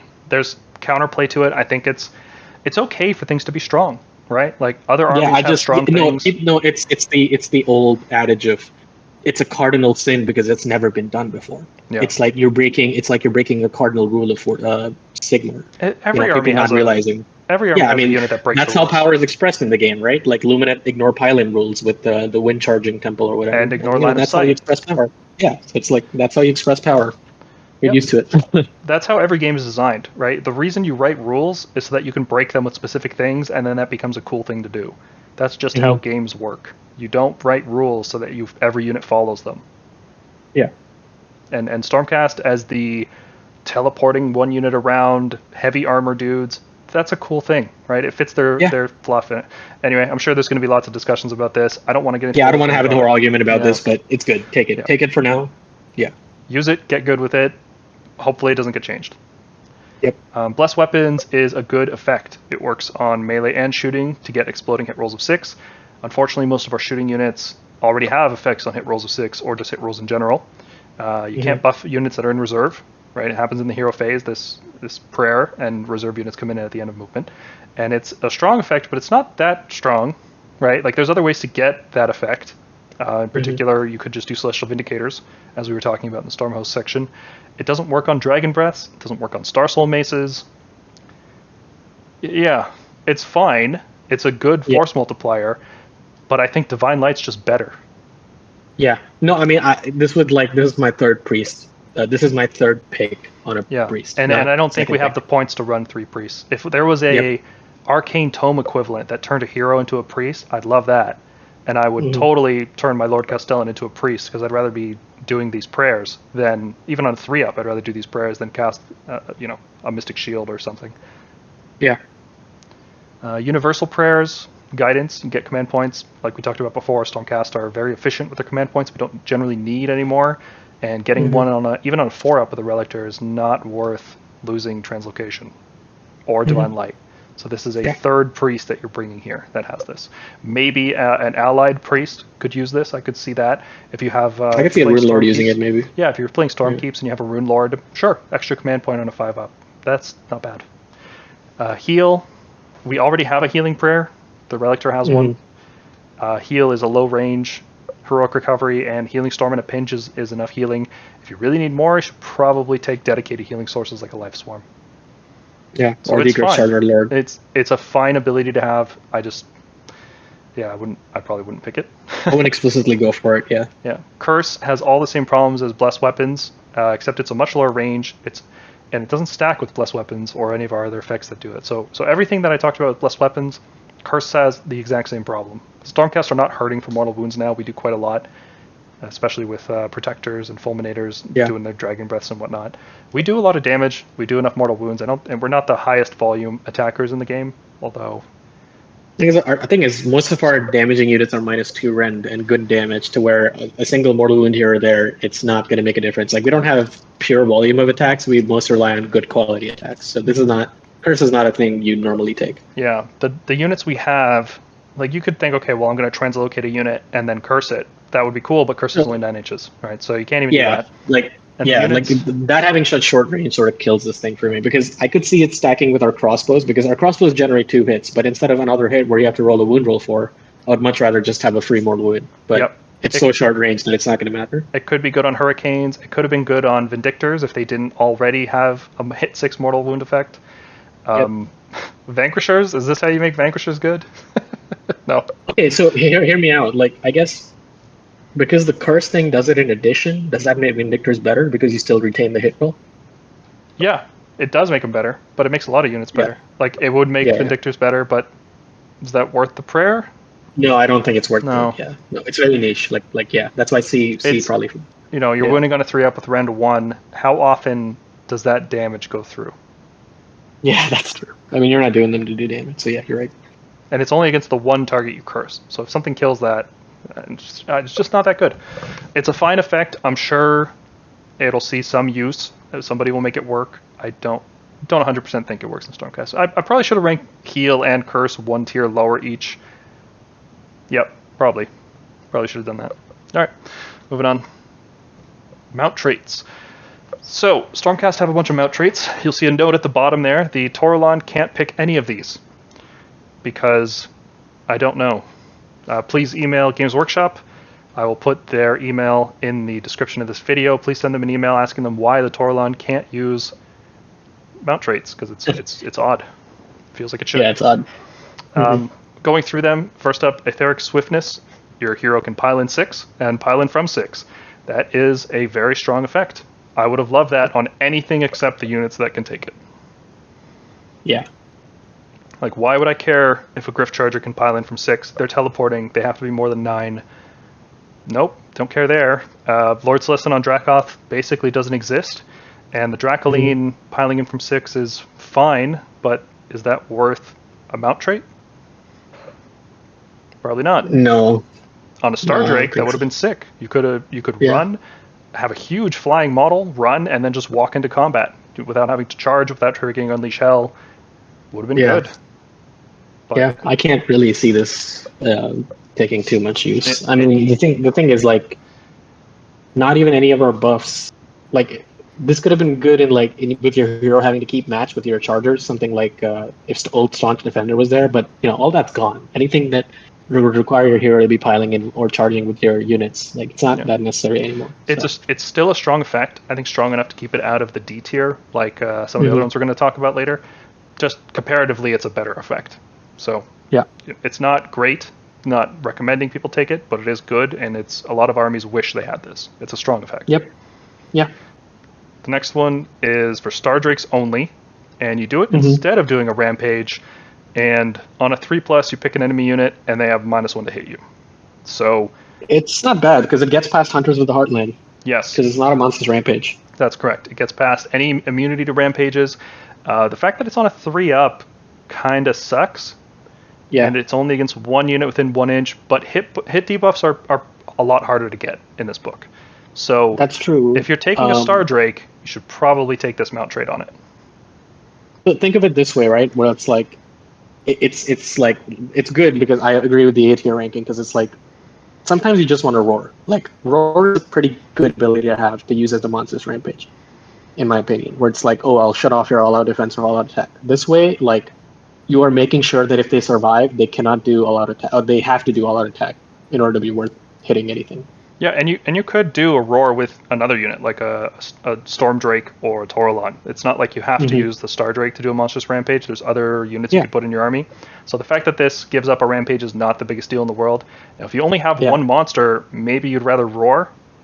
But no, this is fine. It's another defensive thing. Like, if you get roared and you can't all-out defense, you'll be glad you have this option to do -1 hit. Yep.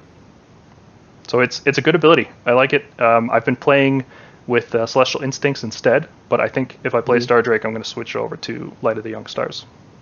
Yep. Speaking of which, Celestial Instincts is really good. Yep, Retreat and Charge is amazing.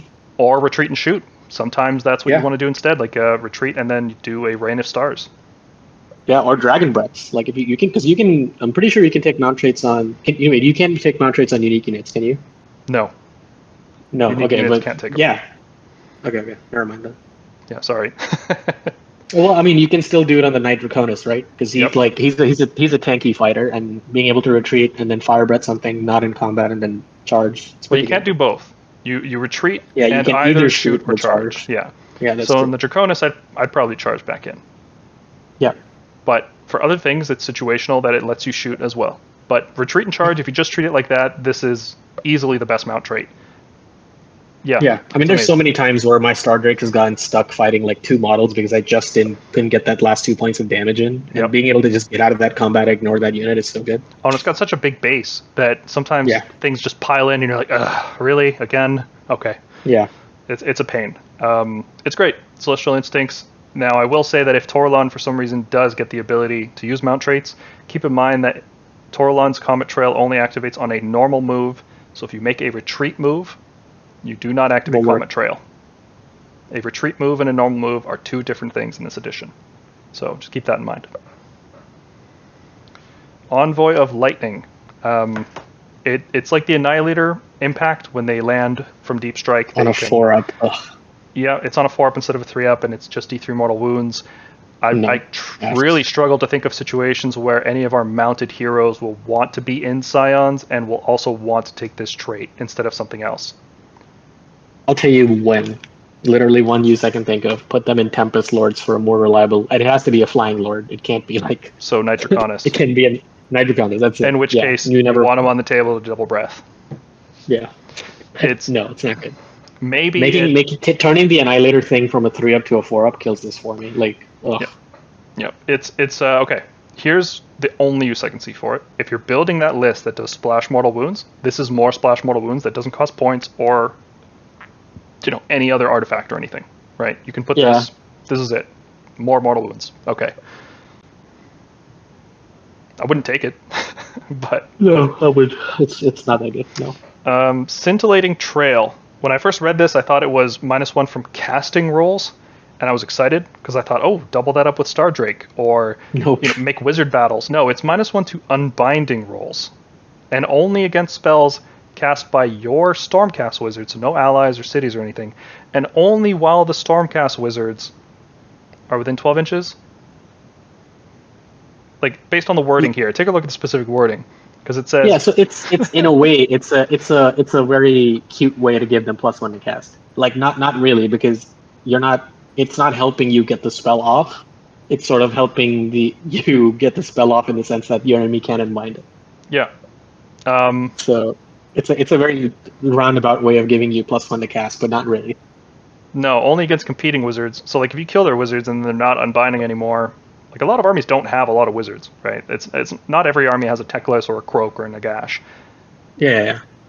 So this is like one of those things. Like, I could see this in a list where, like, it's like, do I really need Krondus' spell to go off? If you're using Evocators, this is fine. Like, the more spells you add, the better this gets. Yeah. Just not the biggest fan of this one. I could, you're right. If I built, so not a competitive list, but if I build, like, if you want to build a fun 3-2 list with just using units in the Sacrosanct Chamber, you could give this to, like, and the FAQ the Toleron, you could give this to a Toleron. Yes. This seems like it was made for the Toleron, so I'm surprised to not see it in the mount trade list, but I don't know what's going on there. Yep, especially given the flavor text there about the magic of his ears attracted to the creature, and that's what Toralons do. They hang around in the ether. And anyway. Yeah. Maybe. If Evocators get better, this will get better too. The more spells you're casting, the better this gets. Not a huge effect even in those situations, though. All right. Yep. Thunderous Presence, the last one here. Only for Draconith, which is the Knight Draconis. He's the only hero that can take this. Nobody else has that trait keyword. Instead of doing a rampage on a 3+, you can make them not receive commands in the battle shock phase. So effectively, you're just stopping Inspiring Presence. Yeah. This is situationally strong, I would say. Sure. Yeah. I think Stormcast do enough damage that we're going to wipe stuff out before we rely on battle shock. So this is for the situations where you have some pepper damage, like Dragon Breaths or Ballistas, and they kill maybe 6 out of 10 models, and then your opponent's like, oh, I'm going to use a command point. But it's like, it's not even, it's like pick one unit within one. Frankly, like, I would rather have my opponent use that command point and get rid of that as a resource. And you have to give up because the thing is, because if you're telling them your unit's not going to survive battle shock, they'll like do some crazy things with their They'll AOD instead, like, they'll AOD instead. Yep. Or the fact they have to give up a rampage, and it's not guaranteed, and it's a super niche thing. It should have been D tier. The more I talk about it, it should have been D tier. It's a good effect, right? if the meta ever shifts towards Inspiring Presence Hordes again, we're going to radically change our list, and we might start using this. Maybe. Yeah, I was honestly expecting because they made a core rule around monster rampages, maybe like a dragon to have 2 monster rampages instead of 1, and that's when I could see this really. Yes, if that ever becomes the case, yeah, sure. I frankly thought we were going to get something like that, right? Yeah, but maybe not. We're not the tricks faction or the heavy hitting good armor factions. I guess which faction? We'll see that. We will. I mean, there's no doubt we're going to see that in future factions. I'm thinking 2 monsters rampages. That's okay. Seraphon, probably Thunder Lizard are going to be all about the rampages, and I could see maybe Beastclaw Raiders, since they're all about monsters too. Yeah, like pick 1 monster and gets 2 monsters rampages or something. Yeah, or it can repeat a rampage that you've already done this turn, something like that. Anyway, last up, Holy Commands. So these are specific command abilities that only Stormcast Eternals can use, and there are specific requirements for using them. These work like the old command abilities from 2nd edition, where you needed a hero nearby to activate them. And they're the only abilities that work that way. A lot of other command abilities, or every other command ability, I should say, you could just do it with unit leaders or a totem nearby or something. This requires a Stormcast Eternals hero, and there's specific ranges based on whether you're a knight or a lord or Draconith. Well, sorry, I was mistaken earlier when I said Draconith was only Knight Draconis. Technically, the big drakes are also Draconith, but they can't take mount traits, so it's irrelevant. Okay, so Holy Commands. The first one here is Call for Aid, which is a ghetto version of the old Hammers of Sigmar command ability, which would revive a unit on a 5+ when it died. In this case, the unit is guaranteed to revive, which is good. I like not rolling dice.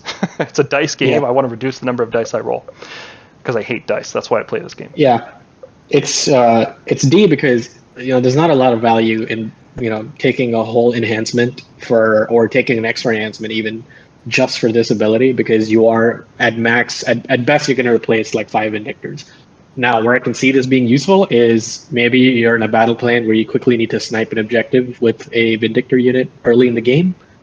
So you quickly just take it, you take the charge on it, and then you replace it. And then it's like, okay, I got the points, they did their job, they died, who cares? Yeah. This is a good tool to have in your pocket, right? Yeah. If this costs you nothing, if there was no opportunity cost here, I would like to have this ability available to use. Yeah. But the problem is that there's opportunity cost. So you have to be playing a list that doesn't want another artifact, and it doesn't want another Holy Command, and it doesn't want another mount trait, it doesn't want any of this stuff. And you can be like, okay, I still want to take a Warlord Battalion, I don't want the 1-drop, and then I'm going to revive 5 Vindictors. Yeah. At the end of a game to steal an objective. Yeah. Like, I could see this as value in, maybe in the future if Hordes become more popular, or Vanquishers go down in points. It's like, okay, I translocated a unit of Vanquishers, I attacked your guys in Hallowed Knights, right? They did their 20 attacks because they got 4 attacks each, or 3 attacks each, they did 15 attacks. Then they died and did more attacks, and they got their value, they did their points worth, and then they died and I replaced them. So... Yep. If it costs nothing, I'd like this more. But the fact that you have to give up, and as you'll see on this list, there's 2 S-tier Holy Commands that I have. Excellent abilities. The fact that you give those up, and potentially even give up Final Thunderstrike, which is not bad in certain lists. It only works on Redeemer units, right? So if you're taking other battle line, you could literally have no models that it could be used on. The unit that you revive has to be within range of a hero, has to be more than 9 inches from an enemy unit. So if all your heroes are in combat, you just can't place this. And it can't be used on a reinforced unit, right? So if you specifically have to have a 5-man squad of something in your list that's worth reviving. So because it's got so many limitations, it is a strong effect, and I love it from a strategic, looking at the whole battlefield and how the battle is going to go, and you're trading early, and then you're reviving stuff in a pinch and stealing points at the last second. I love that aspect of it, but the fact that it's so specific and it constrains your list building, and it's just not worth taking. Because the other abilities are so good. It just makes it so much worse. Yep. All right. Steadfast March. Run in charge for Dracons. Yeah. It's the only way to run in charge in the book, right? Because Heraldor is gone. Unfortunately, you can't use that and the run 6 at the same time, which is what made the Heraldor so good, is that you could run 6 and then you'll roll a 1 or 2 on your run charge and it'll run roll and it'll feel bad. Now you could combo this with the command trait to re-roll runs, but why? Why would you spend a command point for this? Just do something else. Teleport, Scions, translocate, do something else. You can't run and shoot even, right? So if you have a Star Drake that's going to use this Steadfast March, But I still rank this as a B tier ability because it is a completely unique thing that an army could use one day. Maybe by my definitions, I should have given it a C tier instead. I think C tier might be more appropriate. It's fine. It just doesn't have the niche built in yet. We might get there. Yeah, I don't think it's not reliable enough for me. Now, if we end up with some, like, Dracolines get really good, and you want to bring a squad of 6 of them, right, and you can run and charge all 6, yeah, they reroll charges, they're fast already. There's cases where this can come up. I'm going to wait a few point changes are going to happen, and then we'll reevaluate this one. It's also just really hard to justify compared to the next two. Thunderbolt Volley, I can't believe they did this, because when I saw that they were doubling the shots of Vindicators and Raptors, I thought, oh, okay, I guess we can't double tap anymore. And then they gave us the ability to double tap once per game again. Yep. Unreal. Unreal, yeah. Having 4 shots in that turn with Vanguard Raptors or something like that. People are going to absolutely hate getting shot 24 times by 6 Raptors in one turn. Yep. That's potential 48 damage. What were you saying, JJ? They're going to hate the double turn. Oh yeah, even more. Before you have a chance to act again, you might get shot 36 times. That is game ending. Yep. A lot of times. Yep. If you can never let Stormcast double turn. You always have to go second, because of the threat of just taking that much Raptor damage is so insane. It's nuts. 480 points of Raptors and this Thunderbolt Volley. Yeah, I can't. There's very few times I'm making lists. I'm like, oh no, I shouldn't put Raptors and Thunderbolt in here. It's very specific. You have to be able to protect the Raptors because they are fragile, like we talked about on the last podcast. But you can protect them. Scions is, you can leave them in reserve, deploy them out of range. There's ways to protect them. Unfortunately, this ability can't be used on Dracoths. I wish it could. I would have loved to double tap. I would have loved to double tap Dracoth or Stormdrakes. Stormdrakes can already double tap, so they didn't need any more. Other things you can do: you can teleport Aether Wings in range with Translocation to give the Raptors +1 hit before using that command ability. That's actually the only way to get +1 give them a 2-up to hit in the hero phase. Yeah. Yes, that's the only way to do it that I've found. If you guys think of something clever, leave it in the comments below. The Toralon moves in the movement phase, so it won't be active in the hero phase, and it's a marginal benefit because it's once per game that you're doing this, and you have to give up your teleport, which you might want for something else. So, later you don't have to teleport because maybe the enemy comes to you. Would you save your double tap? I guess we get double turn because no, never mind. Yeah, no, this is the only way. Aether Wings is the only way. Yep. Yeah. Right. First turn, I think this is the only way to do it. Yep.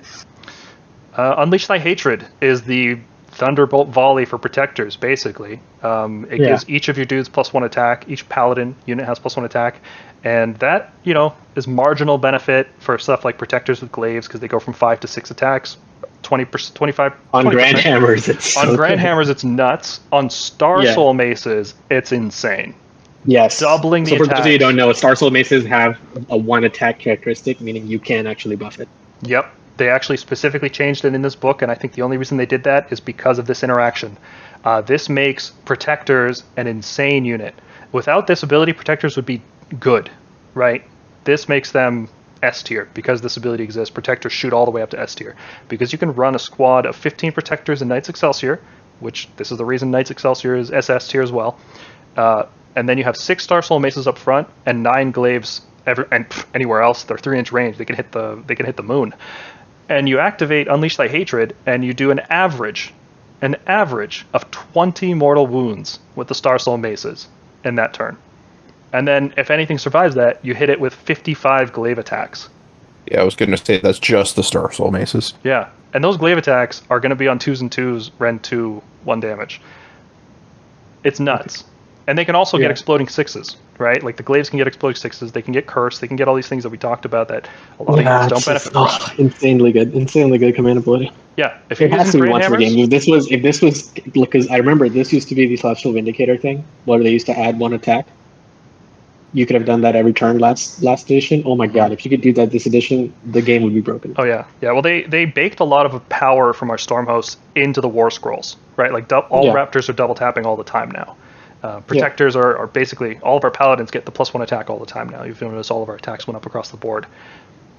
Unleash Thy Hatred is like, just that extra little bit of damage. So fun fact, on average, Unleash Thy Hatred, if you find some way to give your protectors +1 hit, 10 protectors can kill Gotrek in 1 round of combat on average, by themselves. No shooting assistance whatsoever. You charge in with +1 hit and +1 wound, 10 protectors can kill Gotrek. Yep, it's very good. Yep. I mean, the one thing I will say is because most of these are like once per game, I wonder if double shooting as a rule is moving to once per game. Like, I wonder if they'll do that with more armies. Because maybe it's just a Stormcast thing, because we have really high impact shooting. A lot of other armies are like throwing sticks and stones. Would you say 6 Raptors? Yeah, I guess you're right. Yeah, because we also have the best defense against shooting, which is to not be shot. Yes. So. Yeah, so I could see some other armies still having double tap every turn. I don't think it's necessarily going away. Maybe it'll be once per game, but they'll do it with a bunch of units, Mm-hmm. Okay, so that covers the 2 best ones, and then I have Final Thunderstrike down here, which a lot of people have written off, and I think they've done it unfairly, because I've actually written some lists where I think, oh, you know what, I actually don't have room for a unit of Raptors with Thunderbolt Volley, which sounds like heresy, frankly, after everything we just said, and maybe I'm not using Paladins, maybe I'm using Dracoths or Stormdrakes or something. And Final Thunderstrike is hilarious because of how it interacts with Cycle of the Storm. So if you know you're going to die with a big unit, let's say you have Stormdrakes, and every time they die you're rolling 10 dice, then if you activate Final Thunderstrike, like let's say you get double cabbages in your face, and you're like, oh, okay, hold on a second. Blaze of Glory, let's do this, right? You're going to take a lot of damage on the return. Yep. If you have Cycle of the Storm as well, which you ought to, if you're running with big units, Cycle of the Storm is really good. Every time one of those models dies, a Stormdrake dies, you're going to be rolling 10 dice twice because of Cycle of the Storm. Well, the first time they die, they're going to roll Cycle. And Mortal Wounds on 5-up. Which unit are you talking about? Stormdrakes. They're 9 wounds, so they're Thunderstrike, so you roll 10 dice, and then Cycle rolls another 10 dice, and each one of those 5-up. Is Stormdrake Draconith? I thought it was Drake. I could have sworn it's Draconith. Oh, yeah, you're right. That's their racial keyword, right? Draconith, because they're the Draconith species. Right. Anyway, it doesn't matter what keyword they have. Final Thunderstrike works on anything, right? No, it works on Lords and Draconiths. No, it has to be used by a Lord or Draconith. The command can only be issued by a friendly knight or friendly lord to a unit wholly within 18 inches of them. It works on anything. It works on chariots if you want to explore the chariot. It works on, okay, cool. Yeah. Sorry, I got confused because I saw Draconith from there. Yeah, so if you're running Karazai and Celestant Prime in a Tempest Lords list, maybe you don't care about Thunderbolt Volley or Unleash Thy Hatred, or maybe you have enough room in your list to take a Warlord Battalion and take a Final Thunderstrike, and then when Karazai dies, you roll 38 dice, and each 5-up is a mortal. Mm-hmm. There's room for this in some lists, more so I would say than Call for Aid, just because Call for Aid is so specific. Yeah, I would say like if you're building one of those like cavalry heavy or Drake heavy lists, you can't really use your double volley or Unleash Thy Hatred. If you can't find any uses for those two, I would say pick those two first if you can find a use for them. But if you can't, then this is a fine ability to have. Yeah, and I think a lot of lists that might build heavy Redeemers, let's say units that have better uses for Thunderbolt Volley and Unleash Thy Hatred, you're not going to build a list that's just Redeemers. That's nonsensical. You're going to have some kind of shooting or some kind of hammer unit, or both, ideally. Call for Aid is just... It seems better than it is. It seems more useful. I swear I love it as a strategic ability, but it's just too niche. Final Thunderstrike is also niche, but when it's useful, it's the only useful thing, right? Like when you build a list that doesn't use the other ones, at least you can still use Final Thunderstrike. So, and you have to pick one. You get a free Holy Command, so you might as well pick that one. I'd say it's more useful than Steadfast March in those scenarios, because you want to shoot with the Drakes too. So, all right. That wraps it up. That's all the enhancements. As you can see, Stormcast have a lot of good options. Warlord battalions are quite good. They can increase the value of our units quite a bit. You'll find yourself giving an Arcane Tome to a Relictor or a Castellant, just support heroes that you bring along. You can just turn them into wizards. You'll find yourself giving Amulet of Destiny to a lot of durable heroes. You'll find yourself sometimes picking just extra holy commands. A lot of lists I'm building these days have both Thunderbolt Volley and Unleash Thy Hatred. I think one of the top lists that's going to come out of this book uses both.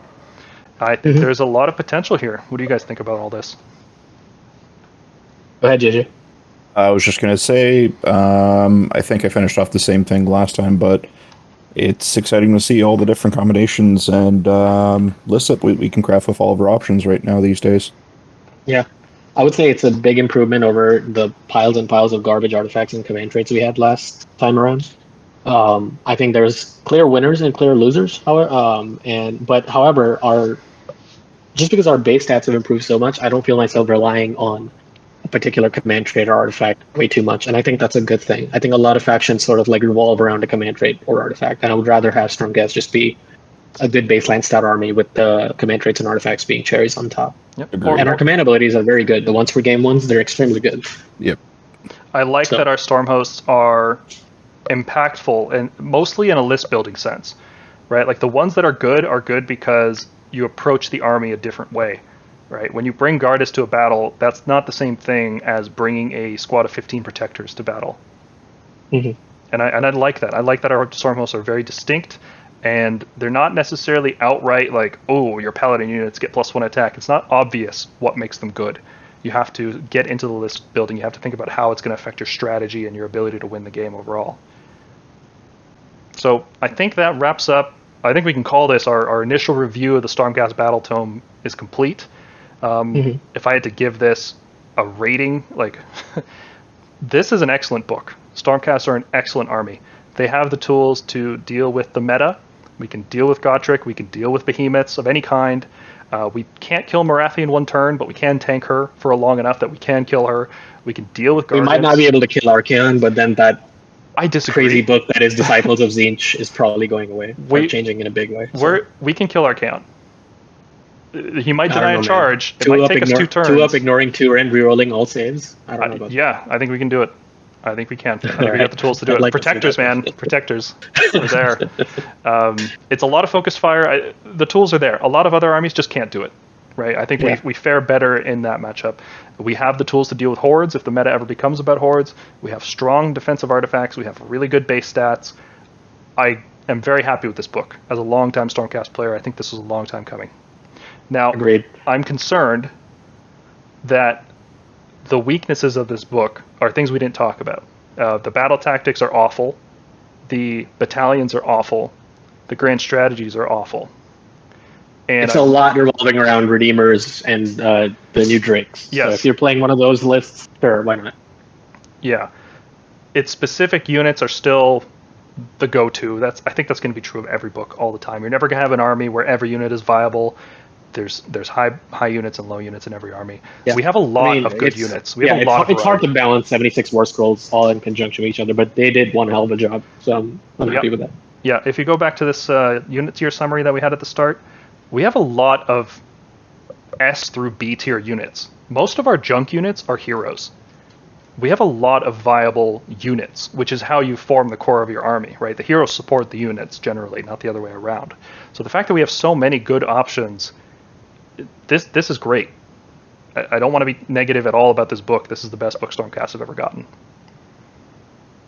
Yeah. And I look forward to playing it in tournaments.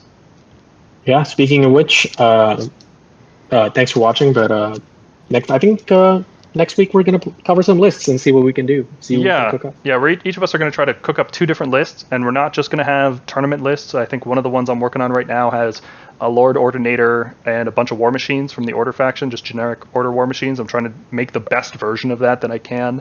I think we're going to do like a powerhouse. This is the top tier, what we think is going to be the top tier competitive meta list. We're trying to be anywhere in between there too. So tune in next week. We are currently writing the script for that, and we hope to have that ready for you guys next week.